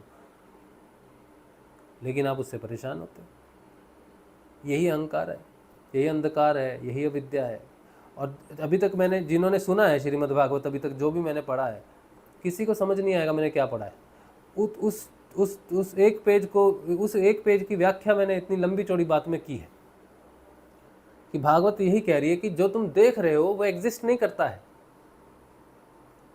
तुम जीवन स्वप्न की तरह है। जिस दिन मृत्यु हो जाएगी उस दिन पता चलेगा, अरे ये क्या था। तो भगवान तुमको स्वप्न में ही जगा रहे हैं कि बेटा ये स्वप्न है, स्वप्न है, स्वप्न है बेटा, स्वप्न है। फिर भी नहीं मान रहे। गुरुदेव की बातों का अगर आप कोई सोचते हो कि गुरुदेव ने तो ये कहा, गुरुदेव ने तो वो कहा, जब तक गुरुदेव की एक या दो बातों को पकड़कर गुरुदेव को समझने की तुम बात कर रहे हो, तब तक तुम्हें गुरुदेव की कोई बात समझ नहीं आएगी। गुरुदेव ने जितना भी कुछ कहा है उन सारी चीज़ों का मतलब तुम्हें पता होना चाहिए। इसका मतलब ये, तब तुम कह सकते हो कि गुरुदेव ने यहाँ ये कहा है, वहाँ ये कहा है, इस संदर्भ में कहा है। तुम दो लाइनें पकड़ के गुरुदेव की कहोगे गुरुदेव ने ये कहा है, तुम ये कह रहे हो, गुरुदेव ने वो कहा है, तो तुम नहीं समझ सकते गुरुदेव ने क्या कहा है। बिना आत्मा के जागृति के गुरुदेव ने क्या कहा है, और कोई ये कहे कि मैं जानता हूँ गुरुदेव ने क्या कहा है, और वो आत्म रूप से चेतन ना हो, तो मूर्ख है। क्योंकि गुरुदेव कोई साधारण व्यक्ति नहीं है, वो आत्मा है। आत्मा क्या कह रहा है वो वही जान सकता है जिसके अंदर वो जागृत हो। जो जीसस ने जो बाइबल लिखी है ना, उसमें बार बार एक ही आता, आत्मा कलीसियों से क्या कह रहा है, आत्मा तुमसे क्या कह रहा है, बार बार यही शब्द आता है उसमें, बाइबल में। आत्मा तुमसे क्या कह रहा है, सुन लो कलीसियों, आत्मा तुमसे क्या कहता है, उसकी मृत्यु नहीं होगी, जो नए सिरे से जन्म लेगा वही परमात्मा का घर देखेगा। उसमें तो सारे रहस्य, बाइबल एक ऐसी पुस्तक है जिसमें जीसस ने साधना से आने वाले परिवर्तनों को लिखा है।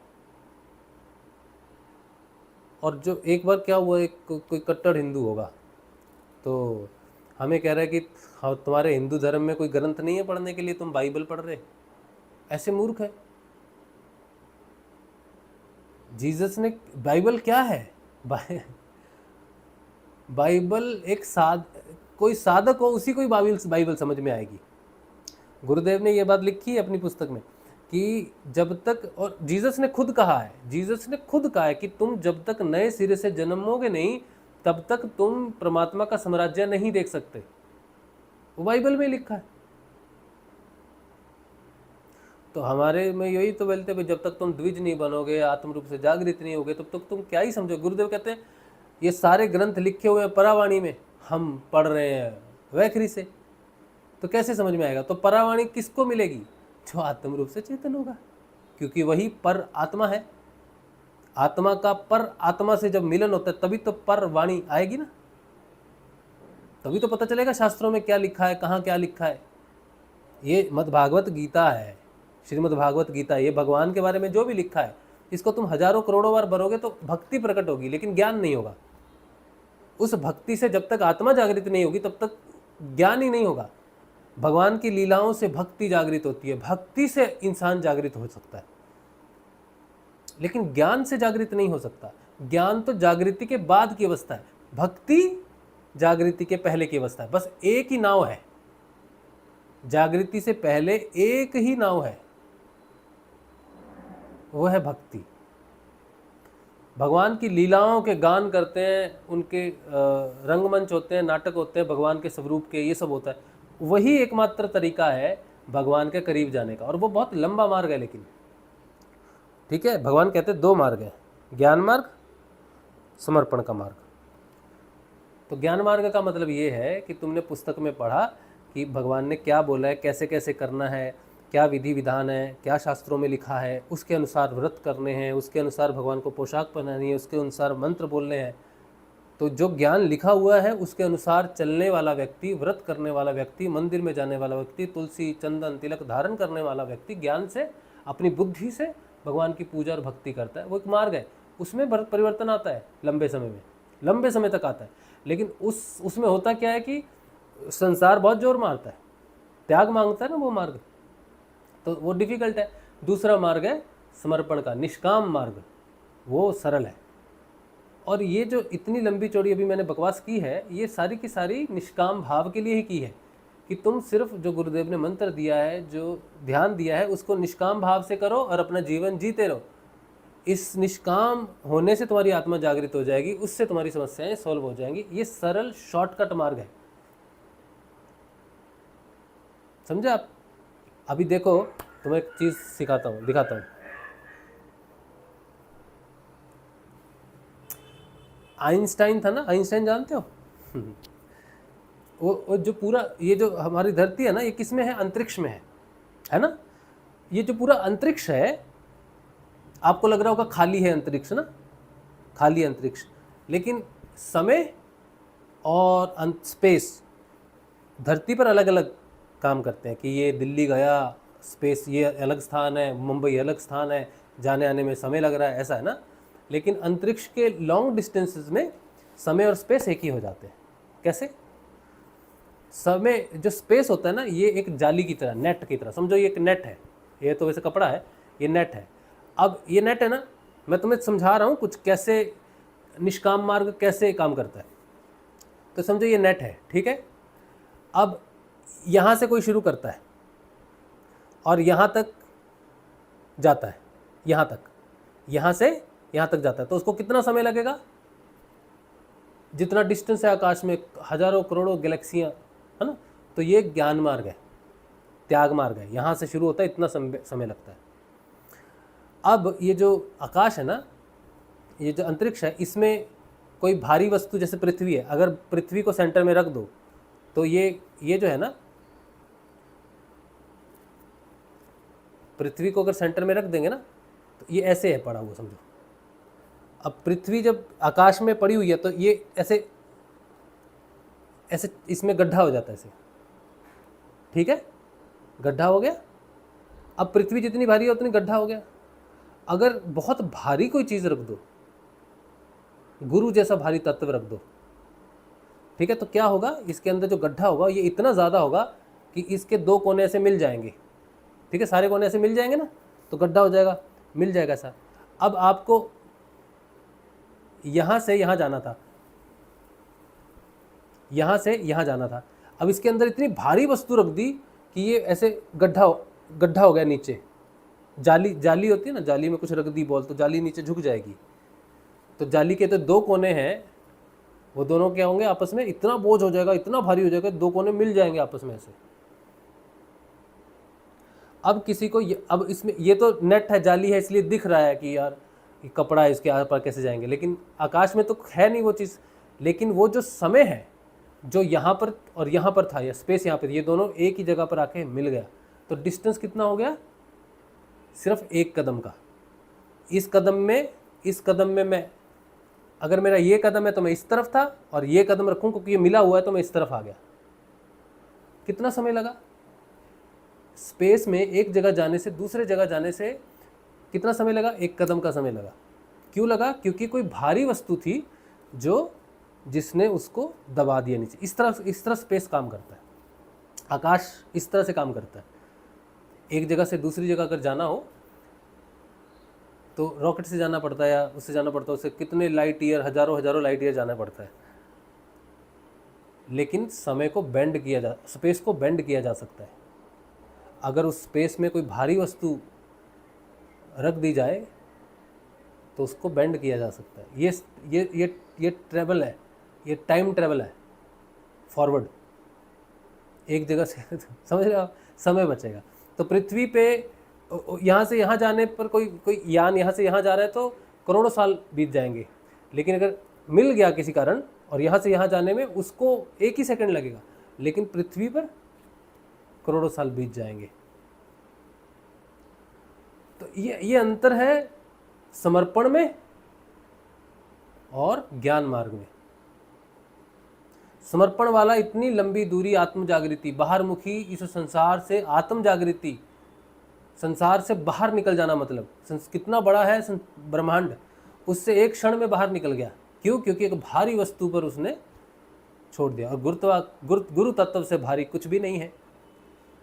तुम उस गुरु तत्व का आश्रय लेके अपने हृदय में प्रवेश कर सकते हो, वरना हृदय इतना दूर है, करोड़ों जन्म लग जाते हैं, लेकिन व्यक्ति हृदय में प्रवेश नहीं करता, पहुंच ही नहीं पाता। सतोगुण से उसके जीवन में परिवर्तन जरूर आता है, लेकिन सतोगुण से फिर सुख भी प्राप्त हो जाता है। और सुख प्राप्त होकर सुख भोगने चले जाओ तो स्वर्ग में कई वर्ष बीत जाएंगे, फिर वापस यहाँ आओ, फिर कर्म भोगो, फिर सुख भोगो, सुख दुख इतने साल बीत जाते हैं। सतोगुण तो और भी ज्यादा खतरनाक है। तमोगुण से तो लोग बचना चाहते हैं, सतोगुण से कौन बचना चाहता है? हाँ, तुम भिखारी को 1 रुपया दे दोगे, तुम्हारी जेब में 1 रुपया भी है और एक सोने का कॉइन भी है, भिखारी को क्या दोगे? 1 रुपये का कॉइन दोगे, सोने का सिक्का तो नहीं दोगे। हाँ, इसी तरह से तमोगुण को छोड़ना सब व्यक्ति चाहते हैं, सतोगुण को कोई छोड़ना नहीं चाहता। सतोगुण सोने के सिक्के की तरह है कि किसी भिखारी को सोने का सिक्का देना है।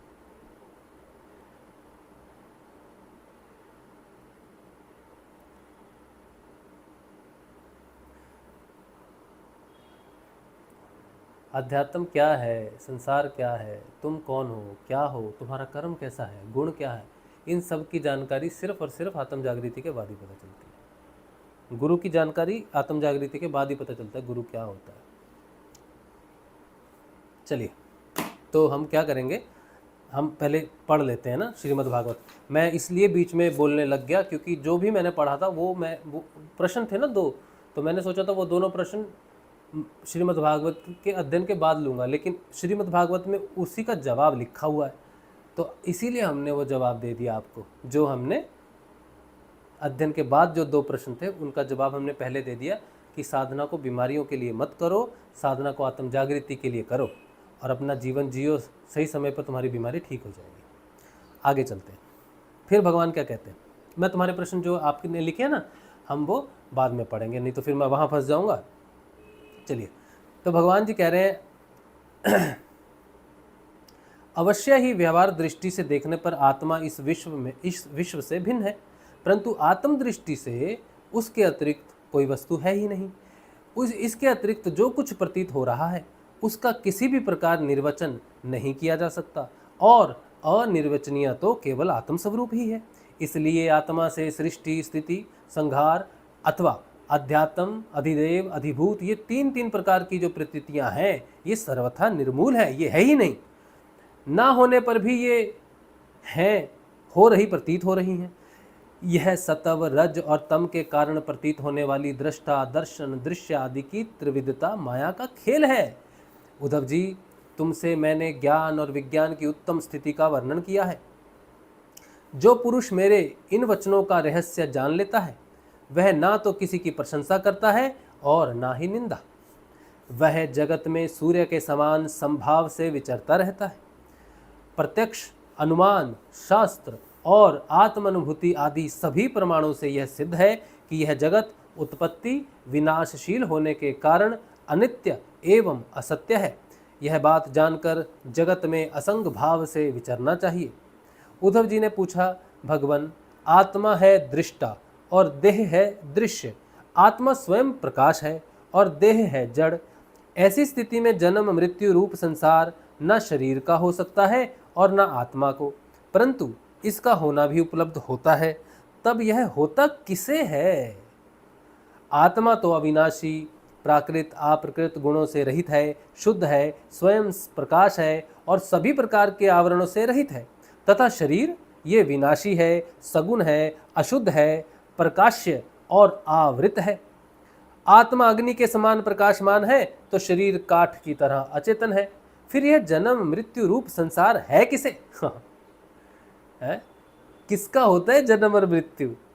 फिर भगवान श्री कृष्ण कहते हैं, वस्तुतः प्रिय उद्धव, संसार का अस्तित्व नहीं है।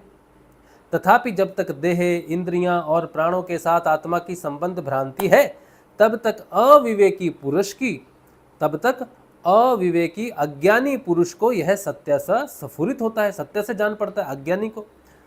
जैसा स्वप्न में अनेकों विपत्तियां आती हैं पर वास्तव में वे है नहीं, फिर भी स्वप्न टूटने तक उनका अस्तित्व नहीं मिटता, वैसे ही संसार के न होने पर भी जो उसमें प्रतीत होने वाला विषयों का चिंतन करते रहते हैं, उनके जन्म मृत्यु रूप संसार की निवृत्ति नहीं होती। जब मनुष्य स्वप्न देखता रहता है तब नींद टूटने के पहले उसे बड़ी बड़ी विपत्तियों का सामना करना पड़ता है, परंतु जब उसकी नींद टूट जाती है, वह जग पड़ता है, तब ना तो स्वप्न की विपत्तियां रहती हैं और ना उसके कारण होने वाले मोह आदि विकार। उद्धव जी, अहंकार ही शोक, हर्ष, भय, क्रोध, लोभ, मोह, स्पृहा और जन्म मृत्यु का शिकार बनता है। कौन? किसका होता है जन्म और किसकी होती है मृत्यु? उद्धव जी ने पूछा था कि आत्मा तो भाई जन्म नहीं लेती, शरीर तो वैसे ही बेचारा जड़ है, तो ये जन्म किसका, मृत्यु किसकी? तो भगवान ने क्या कहा? अहंकार। अहंकार जन्म लेता है और अहंकार ही मरता है। उद्धव जी, अहंकार ही शोक, हर्ष, भय, क्रोध, लोभ, मोह, स्पृहा और जन्म मृत्यु का शिकार बनता है। आत्मा से तो इनका कोई संबंध नहीं है। उद्धव जी, देह, इंद्रियां, प्राण और मन में स्थित आत्मा ही जब उनका अभिमान कर बैठता है, क्या बोलते हैं? देह, इंद्रिया, प्राण और मन में स्थित आत्मा ही जब उनका अभिमान कर बैठता है, उन्हें अपना स्वरूप मान लेता है, तब उसका नाम जीव हो जाता है। उस सूक्ष्माति सूक्ष्म आत्मा की मूर्ति है। क्या? उस सूक्ष्म अति सूक्ष्म आत्मा की मूर्ति है गुण और कर्मों का बना हुआ लिंग शरीर। उसे ही कहीं सूत्रात्मा कहा जाता है और कहीं महातत्व कहा जाता है। उसके और भी बहुत से नाम हैं।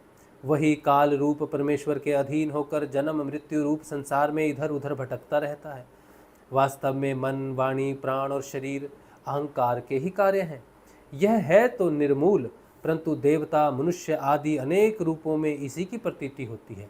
मननशील पुरुष उपासना की शान पर चढ़ाकर ज्ञान की तलवार को अत्यंत तीखी बना लेता है और उसके द्वारा देहाभिमान का, अहंकार का मूलोच्छेद करके पृथ्वी में निर्द्वंद होकर विचरता है। फिर उसमें किसी प्रकार की आशा तृष्णा नहीं रहती। आत्मा और अनात्मा के स्वरूप को पृथक पृथक भली भांति समझ लेना ही ज्ञान है, क्योंकि विवेक होते ही द्वैत का अस्तित्व मिट जाता है। उसका साधन है तपस्या के द्वारा हृदय को शुद्ध करके वेदादि शास्त्रों का श्रवण करना। इनके अतिरिक्त श्रवणानुकूल युक्तियाँ, महापुरुषों के उपदेश और इन दोनों से अविरुद्ध स्वानुभूति भी प्रमाण है।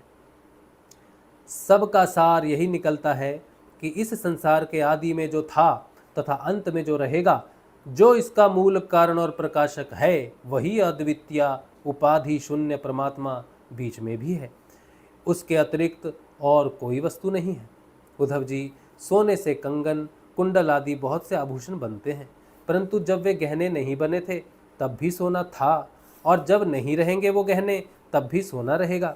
इसलिए जब बीच में उसके कंगन, कुंडल आदि अनेकों नाम रखकर व्यवहार करते हैं, तब भी तो वह सोना ही है। ठीक ऐसे ही जगत का आदि, अंत और मध्य मैं ही हूँ। वास्तव में मैं ही सत्य तत्व हूँ। भाई उद्धव, मन की 3 अवस्थाएं होती हैं, जागृत, स्वप्न और सुषुप्ति। इन अवस्थाओं के कारण तीन ही गुण हैं, सत्व, रज और तम। और जगत के तीन भेद हैं, अध्यात्म, इंद्रियां, अधिभूत, पृथ्वी आदि, और अधिदैव, कर्ता। ये सभी त्रिविधताएं जिसकी सत्ता से सत्य के समान प्रतीत होती हैं, और समाधि आदि में यह त्रिविधता ना रहने पर भी जिसकी सत्ता बनी रहती है, वह तुरिया तत्व इन तीनों से परे और इनमें अनुगत चौथा ब्रह्म तत्व ही सत्य है। तुरियावस्था, ब्रह्म तत्व, आत्मा और परमात्मा का योग, प्रयागराज, यहाँ ये है तुरियावस्था की जगह। और ये माया से परे, यहाँ तक माया, अविद्या, और इसके ऊपर विद्या का साम्राज्य। ब्रह्म तत्व, आत्म तत्व, तुरिया तत्व, तुरियावस्था, मन से परे की अवस्था, जो उत्पत्ति से पहले नहीं था और प्रलय के पश्चात भी नहीं रहेगा। ऐसा समझना चाहिए कि बीच में भी वह नहीं है, केवल कल्पना मात्र, नाम मात्र ही है। यह निश्चित सत्य है कि जो पदार्थ जिससे बनता है और जिसके द्वारा प्रकाशित होता है, वही उसका वास्तविक स्वरूप है, वही उसकी परमार्थ सत्ता है। यह मेरा दृढ़ निश्चय है। यह जो विकारमयी राजस सृष्टि है, यह न होने पर भी दिख रही है। यह स्वयं प्रकाश ब्रह्म ही है। इसलिए इंद्रियां, विषय, मन और पंचभूत आदि जितने चित्र विचित्र नाम रूप हैं, उनके रूप में ब्रह्म ही प्रतीत हो रहा है। ब्रह्म विचार के साधन हैं श्रवण, मनन, निधिध्यासन और स्वानुभूति। उनमें सहायक है आत्मज्ञानी भगवान श्री गुरुदेव। इनके द्वारा विचार करके स्पष्ट रूप से देहादि अनात्म पदार्थों का निषेध कर देना चाहिए। इस प्रकार निषेध के द्वारा आत्म विषयक संदेहों को छिन्न भिन्न करके अपने आनंद स्वरूप आत्मा में ही मग्न हो जाए और सब प्रकार की विषय वासनाओं से रहित हो जाए। निषेध करने की प्रक्रिया यह है कि पृथ्वी का विकार होने के कारण शरीर आत्मा नहीं है। इंद्रिया, उनके अधिष्ठात्र देवता, प्राण, वायु, जल, अग्नि एवं मन भी आत्मा नहीं है, क्योंकि इनका धारण पोषण शरीर के समान ही अन्न के द्वारा होता है। बुद्धि, चित्त, अहंकार, आकाश, पृथ्वी, शब्द आदि विषय और गुणों की साम्यावस्था प्रकृति भी आत्मा नहीं है, क्योंकि ये सब के सब दृश्य एवं जड़ है। उद्धव जी, जिसे मेरे स्वरूप का भली भांति ज्ञान हो गया है, उसकी वृत्तियाँ और इंद्रियाँ यदि समाहित रहती हैं तो उनसे लाभ क्या है, और यदि वे विक्षिप्त रहती हैं तो उनसे हानि भी क्या है, क्योंकि अंतकरण और बाह्यकरण सभी गुणमय है और आत्मा से उनका कोई संबंध नहीं है। भला आकाश में बादलों के छा जाने अथवा तितर बितर हो जाने से सूर्य का कुछ बनता या बिगड़ता है? नहीं। जैसे वायु आकाश को सुखा नहीं सकती, आग जला नहीं सकता, जल भिगो नहीं सकता, धूल धुएं मट मैला नहीं कर सकते, और ऋतुओं के गुण गर्मी, सर्दी आदि उसे प्रभावित नहीं कर सकते। किसे? आकाश को, क्योंकि ये सब आने जाने वाले क्षणिक भाव हैं और आकाश इन सब का एक रस अधिष्ठान है। वैसे ही सतव गुण, रजोगुण, तमोगुण की वृत्तियां तथा कर्म अविनाशी आत्मा का स्पर्श नहीं कर पाते। वह तो इनसे सर्वथा परे है। इनके द्वारा तो केवल वही संसार में भटकता है जो इनमें अहंकार कर बैठता है। उद्धव जी, ऐसा होने पर भी तब तक इन माया निर्मित गुणों को उनके कार्यों का संग सर्वथा त्याग देना चाहिए, जब तक मेरे सुदृढ़ भक्ति योग के द्वारा मन का रजोगुण रूप मल एकदम निकल न जाए। उद्धव जी, जैसे भली भांति चिकित्सा न करने पर रोग का समूल नाश नहीं होता, वह बार बार उभर कर मनुष्य को सताया करता है। वैसे ही जिस मन की वासनाएं और कर्मों के संस्कार मिट नहीं गए हैं, जो स्त्री पुत्र आदि में आसक्त है, वह बार बार अधूरे योगी को बेधता रहता है और उसे कई बार योग भ्रष्ट भी कर देता है। देवताओं के द्वारा प्रेरित शिष्य पुत्र आदि के द्वारा किए हुए विघ्नों से यदि कदाचित अधूरा योगी मार्गच्युत हो जाए, तो भी वह अपने पूर्व अभ्यास के कारण पुनः योगाभ्यास में ही लग जाता है। कर्म आदि में उसकी प्रवृत्ति नहीं होती है। फिर से सुनो, कहते हैं देवताओं के द्वारा प्रेरित शिष्य या पुत्र आदि के द्वारा, देवताओं के द्वारा प्रेरित शिष्य पुत्र आदि के द्वारा किए हुए विघ्नों से यदि कदाचित अधूरा योगी मार्गच्युत हो जाए, तो भी वह अपने पूर्वाभ्यास के कारण पुनः योगाभ्यास में ही लग जाता है, कर्म आदि में उसकी प्रवृत्ति नहीं होती।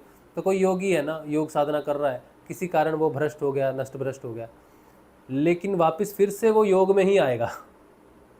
भगवान ऐसा कह रहे हैं। उद्धव जी, जीव संस्कार आदि से प्रेरित होकर जन्म से लेकर मृत्यु पर्यंत कर्म में ही लगा रहता है और उनमें इष्ट अनिष्ट बुद्धि करके हर्ष विषाद आदि विकारों को प्राप्त होता रहता है। परंतु जो तत्व का साक्षात्कार कर लेता है वह प्रकृति में स्थिर रहने पर भी, संस्कार अनुसार कर्म होते रहने पर भी उनमें अष्ट अनिष्ट बुद्धि करके हर्ष विषाद आदि विकारों से युक्त नहीं होता, क्योंकि आनंद स्वरूप आत्मा के साक्षात्कार से उसकी संसार संबंधी सभी आशा तृष्णाएं पहले ही नष्ट हो चुकी हैं। जो अपने स्वरूप में स्थित हो गया है उसे इस बात का भी पता नहीं रहता कि शरीर खड़ा है या बैठा है, चल रहा है या सो रहा है, मल मूत्र त्याग रहा है, भोजन कर रहा है अथवा और कोई स्वाभाविक कर्म कर रहा है, क्योंकि उसकी वृत्ति तो आत्म स्वरूप में स्थित ब्रह्माकार रहती है। यदि ज्ञानी पुरुष की दृष्टि में इंद्रियों के विविध बाहरी विषय जो कि असत हैं आते भी हैं, तो वह उन्हें अपने आत्मा से भिन्न नहीं मानता, क्योंकि वे युक्तियों, प्रमाणों और स्वानुभूति से सिद्ध नहीं होते। जैसे नींद टूट जाने पर स्वप्न में देखे हुए और जागने पर तिरोहित हुए पदार्थों का कोई सत्य नहीं मानता, वैसे ही ज्ञानी पुरुष भी अपने से भिन्न प्रतीयमान पदार्थों को सत्य नहीं मानते। उद्धव जी, इसका यह अर्थ नहीं कि अज्ञानी ने आत्मा का त्याग कर दिया है और ज्ञानी उसको ग्रहण करता है। इसका तात्पर्य केवल इतना ही है कि अनेकों प्रकार के गुण और कर्मों से युक्त देह, इंद्रिया आदि पदार्थ पहले अज्ञान के कारण आत्मा से अभिन्न मान लिए गए थे, उनका विवेक नहीं था। अब आत्मदृष्टि होने पर अज्ञान और उसके कार्यों की निवृत्ति हो जाती है, इसलिए अज्ञान की निवृत्ति भी अभिष्ट है। ज्ञान की भी निवृत्ति हो जानी चाहिए। वृत्तियों के द्वारा ना तो आत्मा का ग्रहण हो सकता है और ना ही त्याग। जैसे सूर्य उदय होकर मनुष्यों के नेत्रों के सामने से अंधकार का पर्दा हटा देते हैं, किसी नई वस्तु का निर्माण नहीं करते, वैसे ही मेरे स्वरूप का दृढ़ अप्रोक्ष ज्ञान पुरुष के बुद्धिगत अज्ञान के आवरण को नष्ट कर देता है। वह इंद्र रूप से किसी वस्तु का अनुभव नहीं कराता। उद्धव जी, आत्मा नित्य अप्रोक्ष है, उसकी प्राप्ति नहीं करनी पड़ती। वह स्वयं प्रकाश है, उसमें अज्ञान आदि किसी प्रकार के विकार नहीं है। वह जन्म रहित है, अर्थात कभी किसी प्रकार भी वृत्ति में आरूढ़ नहीं होता, इसलिए अप्रमेय है। ज्ञान आदि के द्वारा उसका संस्कार भी नहीं किया जा सकता। आत्मा में देश, काल और वस्तुकृत परिच्छेद न होने के कारण अस्तित्व, वृद्धि, परिवर्तन, ह्रास और विनाश उसका स्पर्श भी नहीं कर सकते। सबकी और सब प्रकार की अनुभूतियाँ आत्म स्वरूप ही हैं। जब मन और वाणी आत्मा को अपना अविषय समझकर निवृत्त हो जाते हैं, जब मन और वाणी आत्मा को अपना अविषय समझकर निवृत्त हो जाते हैं, तब वही सजातीय, विजातीय और स्वगत भेद से शून्य एक अद्वितीय रह जाता है। व्यवहार दृष्टि से उसके स्वरूप का वाणी और प्राण आदि के प्रवर्तक के रूप में निरूपण किया जाता है। उद्धव जी, अद्वितीय आत्म तत्व में अर्थहीन नामों के द्वारा विविधता मान लेना ही मन का भ्रम है, अज्ञान है। सचमुच यह बहुत बड़ा मोह है, क्योंकि अपने आत्मा के अतिरिक्त उस भ्रम का भी और कोई अधिष्ठान नहीं है। अधिष्ठान सत्ता में अध्यस्त की सत्ता है ही नहीं, इसलिए सब कुछ आत्मा ही है। बहुत से पंडित अभिमानी लोग ऐसा कहते हैं कि यह पंच भौतिक द्वैत विभिन्न नामों के रूपों के रूप में इंद्रियों के द्वारा ग्रहण किया जाता है, इसलिए सत्य है। परंतु यह तो अर्थहीन वाणी का आडंबर मात्र है, क्योंकि तत्वतः तो इंद्रियों की पृथक सत्ता ही सिद्ध नहीं होती, फिर वे किसी को प्रमाणित कैसे करेंगी। उद्धव जी, यदि योग साधना पूर्ण होने के पहले ही किसी साधक का शरीर रोग आदि उपद्रवों से पीड़ित हो, तो उसे इन उपायों का आश्रय लेना चाहिए। गर्मी, ठंडक आदि को चंद्रमा, सूर्य आदि की धारणा के द्वारा, वात आदि रोगों को वायु धारणा युक्त आसनों के द्वारा और ग्रह सर्पादिकृत विघ्नों को तपस्या, मंत्र एवं औषधि के द्वारा नष्ट कर डालना चाहिए। काम, क्रोध आदि विघ्नों को मेरे चिंतन और नाम संकीर्तन आदि के द्वारा नष्ट करना चाहिए। तथा पतन की ओर ले जाने वाले दंभ, मद आदि विघ्नों को धीरे धीरे महापुरुषों की सेवा के द्वारा दूर कर देना चाहिए।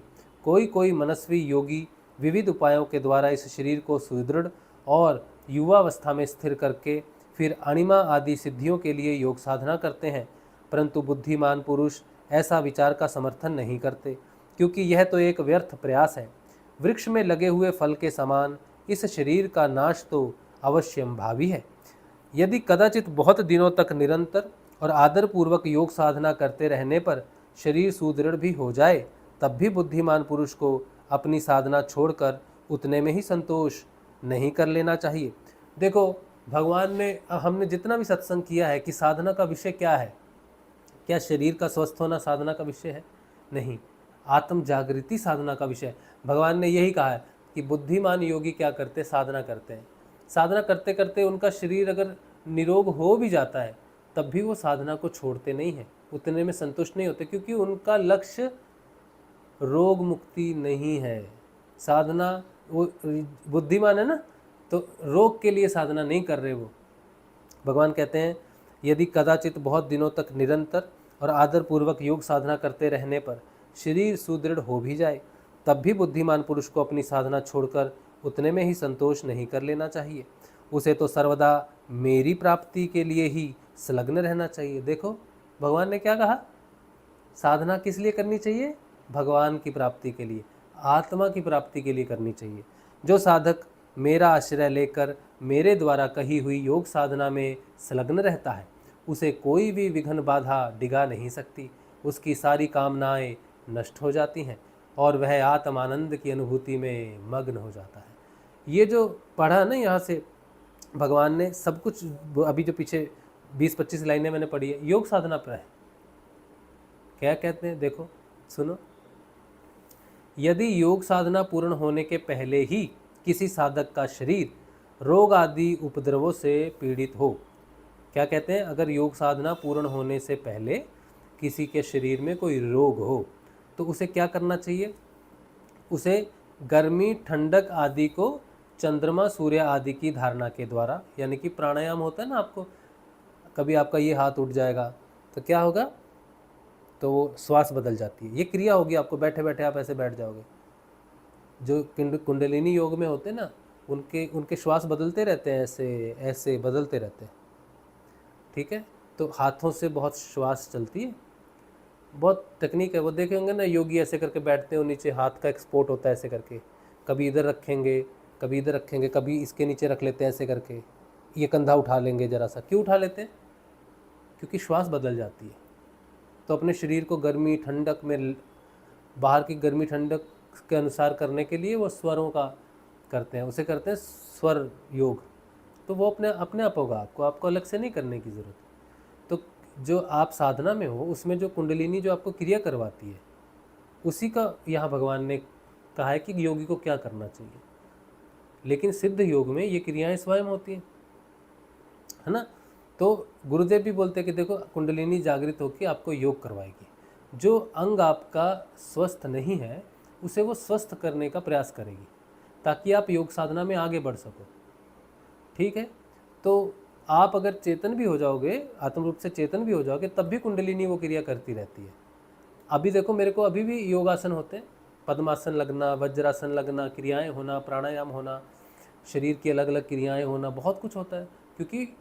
क्योंकि कुंडलिनी को मालूम है कि मेरा शरीर अभी स्वस्थ नहीं है, तो मुझे कुंडलिनी क्रिया ध्यान लगने के बाद भी होती है, क्रिया योग। लेकिन जब मेरा ध्यान नहीं लगा था, उससे पहले भी मुझे कुंडलिनी क्रियाएं होती थी, ठीक है। लंबी लंबे समय तक कुंडलिनी क्रियाएं होती थी, लेकिन मुझे तब कुंडलिनी क्रिया का उतना लाभ नहीं होता था। लेकिन आत्म चेतना के बाद मुझे कुंडलिनी क्रियाओं का लाभ बहुत एक्सटेंसिव मिला, बहुत एक्सटेंसिव लाभ मिला मुझे कुंडलिनी क्रियाओं का। तो कुंडलिनी क्रिया क्या करती है, आपके रोगों को ठीक करने में, मैनेज करने में आपकी सहायता करेगी। लेकिन ये शरीर है ना, कोई क्रिया से आपका शरीर ठीक हो जाता है तो दूसरी बीमारी नहीं आएगी, इसका तो कोई ये नहीं है ना कि बीमारी नहीं आ सकती। लेकिन अगर आप चेतन हो जाते हो और आपकी चेतना का विकास हो जाता है, तो चेतना के विकास के कारण आपका शरीर सदैव स्वस्थ रहेगा, रोग आएगा ही नहीं। जो दुख भोग लिए सो भोग लिए, अब आने वाले दुखों से बचा जा सकता है, लेकिन कैसे? चेतना के विकास से, समझे? तो चेतना का विकास पूर्ण हो जाएगा ना, कोई रोग नहीं होगा, कोई रोग नहीं होगा आपको, पूर्ण शांति हो जाती है उससे, त्रिविध ताप नष्ट हो जाते हैं उससे, सत्य और चित्त, सत्य चित्त सच्चिदानंद का डिसेंड हो जाता है नीचे। फिर अपनी इच्छा से जो योगी है वो शरीर को छोड़कर अपने कार्य पूरा करने के बाद चला जाता है। यही गति है योगी की। इसीलिए मैं कभी रोगों की तरफ से साधना का प्रचार प्रसार नहीं करता हूँ, मैं इसका ज़्यादातर खंडन ही करता हूँ। बीमारियाँ ठीक होती हैं गुरु कृपा से, लेकिन लोग सिर्फ गुरु को तो मानते ही नहीं, लोग गुरु के लिए तो योग में आते ही नहीं है। वो तो बीमारियों को ठीक करने के लिए आते हैं कि नाम जप से ठीक हो जाएगी। गुरुदेव बोलते हैं ना, नाम जप से ठीक हो जाएगी। हाँ, लेकिन गुरु कृपा के बिना नाम जप काम नहीं आता बेटा। अगर तुम्हारी गुरु के प्रति श्रद्धा नहीं है, तुम करोड़ों बार नाम जप लो, तुम्हारा कोई भला नहीं होने वाला। और तुम्हारी गुरु के प्रति असीम श्रद्धा है, तुम एक बार भी जपोगे ना तो तुम पार पड़ जाएगी। तुम्हारी गुरु ने तुमको पार लगाना है। गुरु के प्रति श्रद्धा होनी चाहिए। अब कुछ पूछते हैं मंत्र ठीक से नहीं जपा जा रहा है या मंत्र का उच्चारण ठीक से नहीं हो रहा। मंत्र का उच्चारण तो मरा मरा जपा था उसने, मरा मरा जप के भी ब्रह्म ज्ञानी हो गया। तुम तो कृष्ण कृष्ण है ना, कृष्ण है ना, कृष्ण है, इसमें ही फंसे हुए हो। अरे कोई भी है, तुम तो गुरु की आज्ञा का पालन करो। तुम्हारे लिए सर्वोपरि आदर्श जो आज्ञा है गुरुदेव की, वो गुरु आज्ञा है।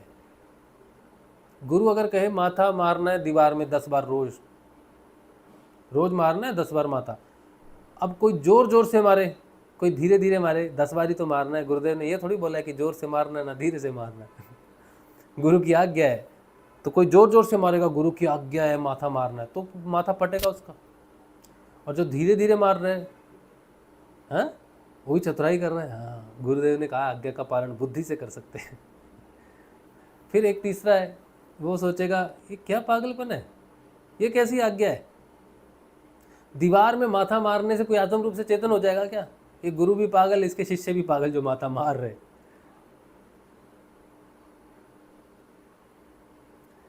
उनमें से जो होगा, जो इसे गुरु की आज्ञा को सिर्फ ये समझ के कि गुरु हमारी परीक्षा ले रहे हैं, बस गुरु ने काम दिया एक, उसके मन में ना तो माथा जोर से मारने का भाव है, ना ही धीरे से मारने का भाव है। वो तो गुरु आज्ञा को शिरोधार्य करके वो कार्य कर रहा है। वो ये नहीं सोच रहा कि दीवार को सिर में मार, दीवार से सिर मारना है। वो तो सिर्फ ये कह रहा है कि गुरु भगवान कैसे कैसे हमें चेक करते हैं। तो जो नाम जब तुम्हें दिया है ना, तुम नाम जब कैसे करते हो, क्या करते हो, ये तुम इसमें फंसे हुए हो, गलत में, सही में, उच्चारण में, इसमें फंसे हुए हो। मूल तो तुम्हें उस नाम को सिर्फ इसलिए जपना है कि गुरु की आज्ञा है। फिर उच्चारण क्या हो रहा है उसकी तो तुम्हें परवाह नहीं करनी चाहिए, क्योंकि तुम उसके प्रति अगर सच्चे हो ना, तो वो तुम्हारी जीवा पर वास करवा देगा सरस्वती का, और सरस्वती स्वयं तुम्हारे लिए मंत्र जपेगी। और सरस्वती तो कोई गलती नहीं कर सकती। तुम्हें सिर्फ गुरुदेव की आज्ञा को देखना है, आज्ञा से नहीं भटकना है। आजकल जो चल रहा है ना सिद्ध योग में, कोई उपाय कर लो, ये कर लो, वो कर लो, ये सब तो भटकन है। इसमें गुरु आज्ञा कहाँ है? इसमें गुरु आज्ञा कहाँ है? यही तो है भ्रमित होना। तो गुरु ने आज्ञा की है कि बेटा जपो। अब तुमसे जपा नहीं जाता, तुम्हारी जीभ हिल जाती है, होंठ हिल जाते हैं, इसमें तुम्हारी दिक्कत नहीं है। तुम तो गुरु की आज्ञा का पालन कर रहे हो। उसमें फिर जो होना है होने दो। गुरु के सामने जब खड़े रहोगे, गुरु पूछेगा मैंने एक आज्ञा दी थी बेटा, तूने पालन किया? गुरु जी मैं कैसे पालन करूं, मेरी तो जीभ ही हिल जाती है। तूने आज्ञा का पालन किया? नहीं किया। फिर कैसे होगा? गुरु जो कह रहे हैं ना, भगवान जो कह रहे हैं ना, उनकी आज्ञा ही सर्वोपरि है। तो बात को समझो, भ्रम में मत आ जाओ। ये साधना कोई साधारण साधना नहीं है। साधना जब भी हुई है, जिस काल में भी हुई है, साधना सदैव पथरीली, पथरीली यात्रा है। पथरीली इसलिए है क्योंकि जिस संसार से हम बंधे हैं उस संसार का जब असली स्वरूप सामने आता है तो हमें अच्छा नहीं लगता। इसीलिए साधना थोड़ी सी, लेकिन जब हम आत्म रूप से देखना शुरू कर देते हैं तब फिर कोई दुख नहीं होता, कोई तकलीफ नहीं होती, फिर बहुत आनंद आता है। संसार के स्वरूपों को कितना भी विचित्र और कितना भी कठोर स्वरूप हो किसी व्यक्ति का, संसार का, किसी का कोई भी व्यवहार हो, बहुत आनंद आता है। आपकी कोई इंसल्ट भी करेगा ना, अंदर आपके फूल झड़ेंगे, क्योंकि आपको डिटैच करने का एक मौका दिया उसने। एक समय आता है जब वैराग्य बड़ा कष्टपूर्ण होता है, और एक समय आता है जब वैराग्य इतना शांति और आनंदपूर्ण होता है कि संसार में डूब के रहने के बाद भी संसार का कोई प्रभाव नहीं पड़ता। आप संसार में खेल रहे हो, कूद रहे हो, नाच रहे हो, सब कर रहे हो, लेकिन लिप्त नहीं हो। सब कुछ करता हुआ देखता है संसार, बाहर से पहचान ही नहीं सकता कि ये साधक है, और अंदर से वो बिल्कुल निर्लिप्त है। कुछ पानी, जैसे केले के पत्ते पर पानी नहीं ठहरता, हाँ, कमल का जो फूल होता है उसके ऊपर पानी ठहरता नहीं। वही है योगी, साधक, ब्रह्म। चलिए, बहुत कोशिश की मैंने आज कि एक सिंपल से प्रश्न का जवाब मैं हर तरह से दे पाऊँ, लेकिन अब तो वो प्रश्न आपके अंदर घुसा के नहीं घुसा ये तो ईश्वर की इच्छा है। आगे है 29वां अध्याय, भागवत धर्मों का निरूपण और उद्धव जी का बद्री का आश्रम गमन। ठीक है, कल पढ़ेंगे, और फिर उसके बाद फिर लास्ट अध्याय, लास्ट नहीं, 2 अध्याय और बचे हैं। ठीक है, ठीक है, फिर आज के लिए ये अध्ययन इतना ही रखते हैं।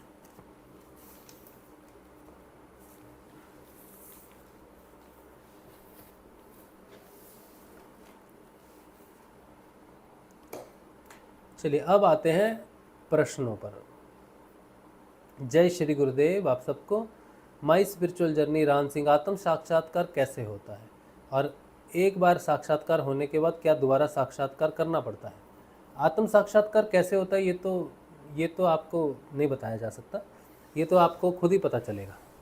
ठीक है, और आत्म साक्षात्कार एक बार हो गया, ये आत्म जागृति एक बार होती है, उसके बाद नहीं होती है। साक्षात्कार तो प्रतिक्षण घटना घटती ही रहती है। ठीक है, हर मंत्र जाप और ध्यान कर ही रहे हैं, फिर कैसे होगा स्वयं का ज्ञान? गुरु की कृपा से होगा। इस यात्रा में स्वयं का कितना योगदान है? मंत्र जब तक आपको जपा जाप नहीं लगता तब तक आपका योगदान है। जपा जाप के बाद फिर आपका ज़्यादा योगदान नहीं है, फिर आपको बस गुरु आज्ञा का पालन करते हुए ही पूरा जीवन बिताना है, वही आपका योगदान है। लेकिन यात्रा स्वयं चलती है, लेकिन आपका योगदान गुरु की आज्ञा का अंतिम सांस तक पालन करना है। बिना वैल्यू के संसार भी नहीं चलता। बिना वैल्यू के संसार, 2 तरह की वैल्यू होती है, वही तो हम बोल रहे हैं कि जब तक संसार के लिए वैल्यू है तब तक भगवान नहीं पकड़ते, और जब संसार के लिए कोई वैल्यू नहीं रहती तो भगवान पकड़ते हैं। और भगवान जिसको पकड़ते हैं फिर उसकी वैल्यू जब पड़ती है तो फिर संसार उसको नमस्कार करता है। संजीव कह रहे हैं, क्या व्यवहार और परमार्थ का भेद शास्त्रों में आता है?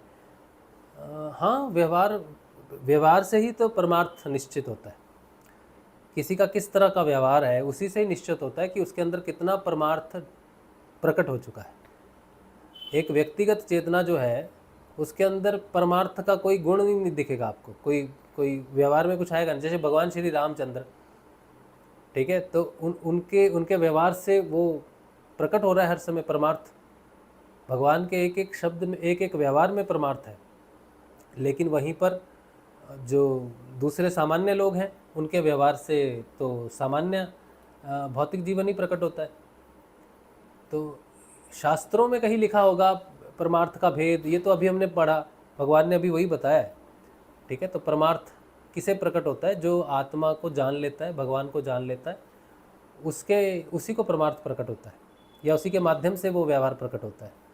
तो जितने भी संतों के चरित्र हैं, गुरुओं के चरित्र हैं, समर्थ सद्गुरुओं के चरित्र हैं, योगियों के चरित्र हैं, वो सब के सब परमार्थ को ही प्रकट करते हैं। उनका चरित्र, उनका व्यवहार ही परमार्थ है। और बाकी सामान्य मनुष्य तो वैसा व्यवहार कर ही नहीं सकता, इसलिए परमार्थ को प्राप्त भी नहीं होता, बार बार जन्म और मृत्यु में फंसता रहता है। तो जिसके व्यवहार में परमार्थ प्रकट हो जाए, फिर वो जन्म और मृत्यु से मुक्त हो जाता है। ठीक है, तो व्यवहार डिसाइड करता है कि किसका कैसा है।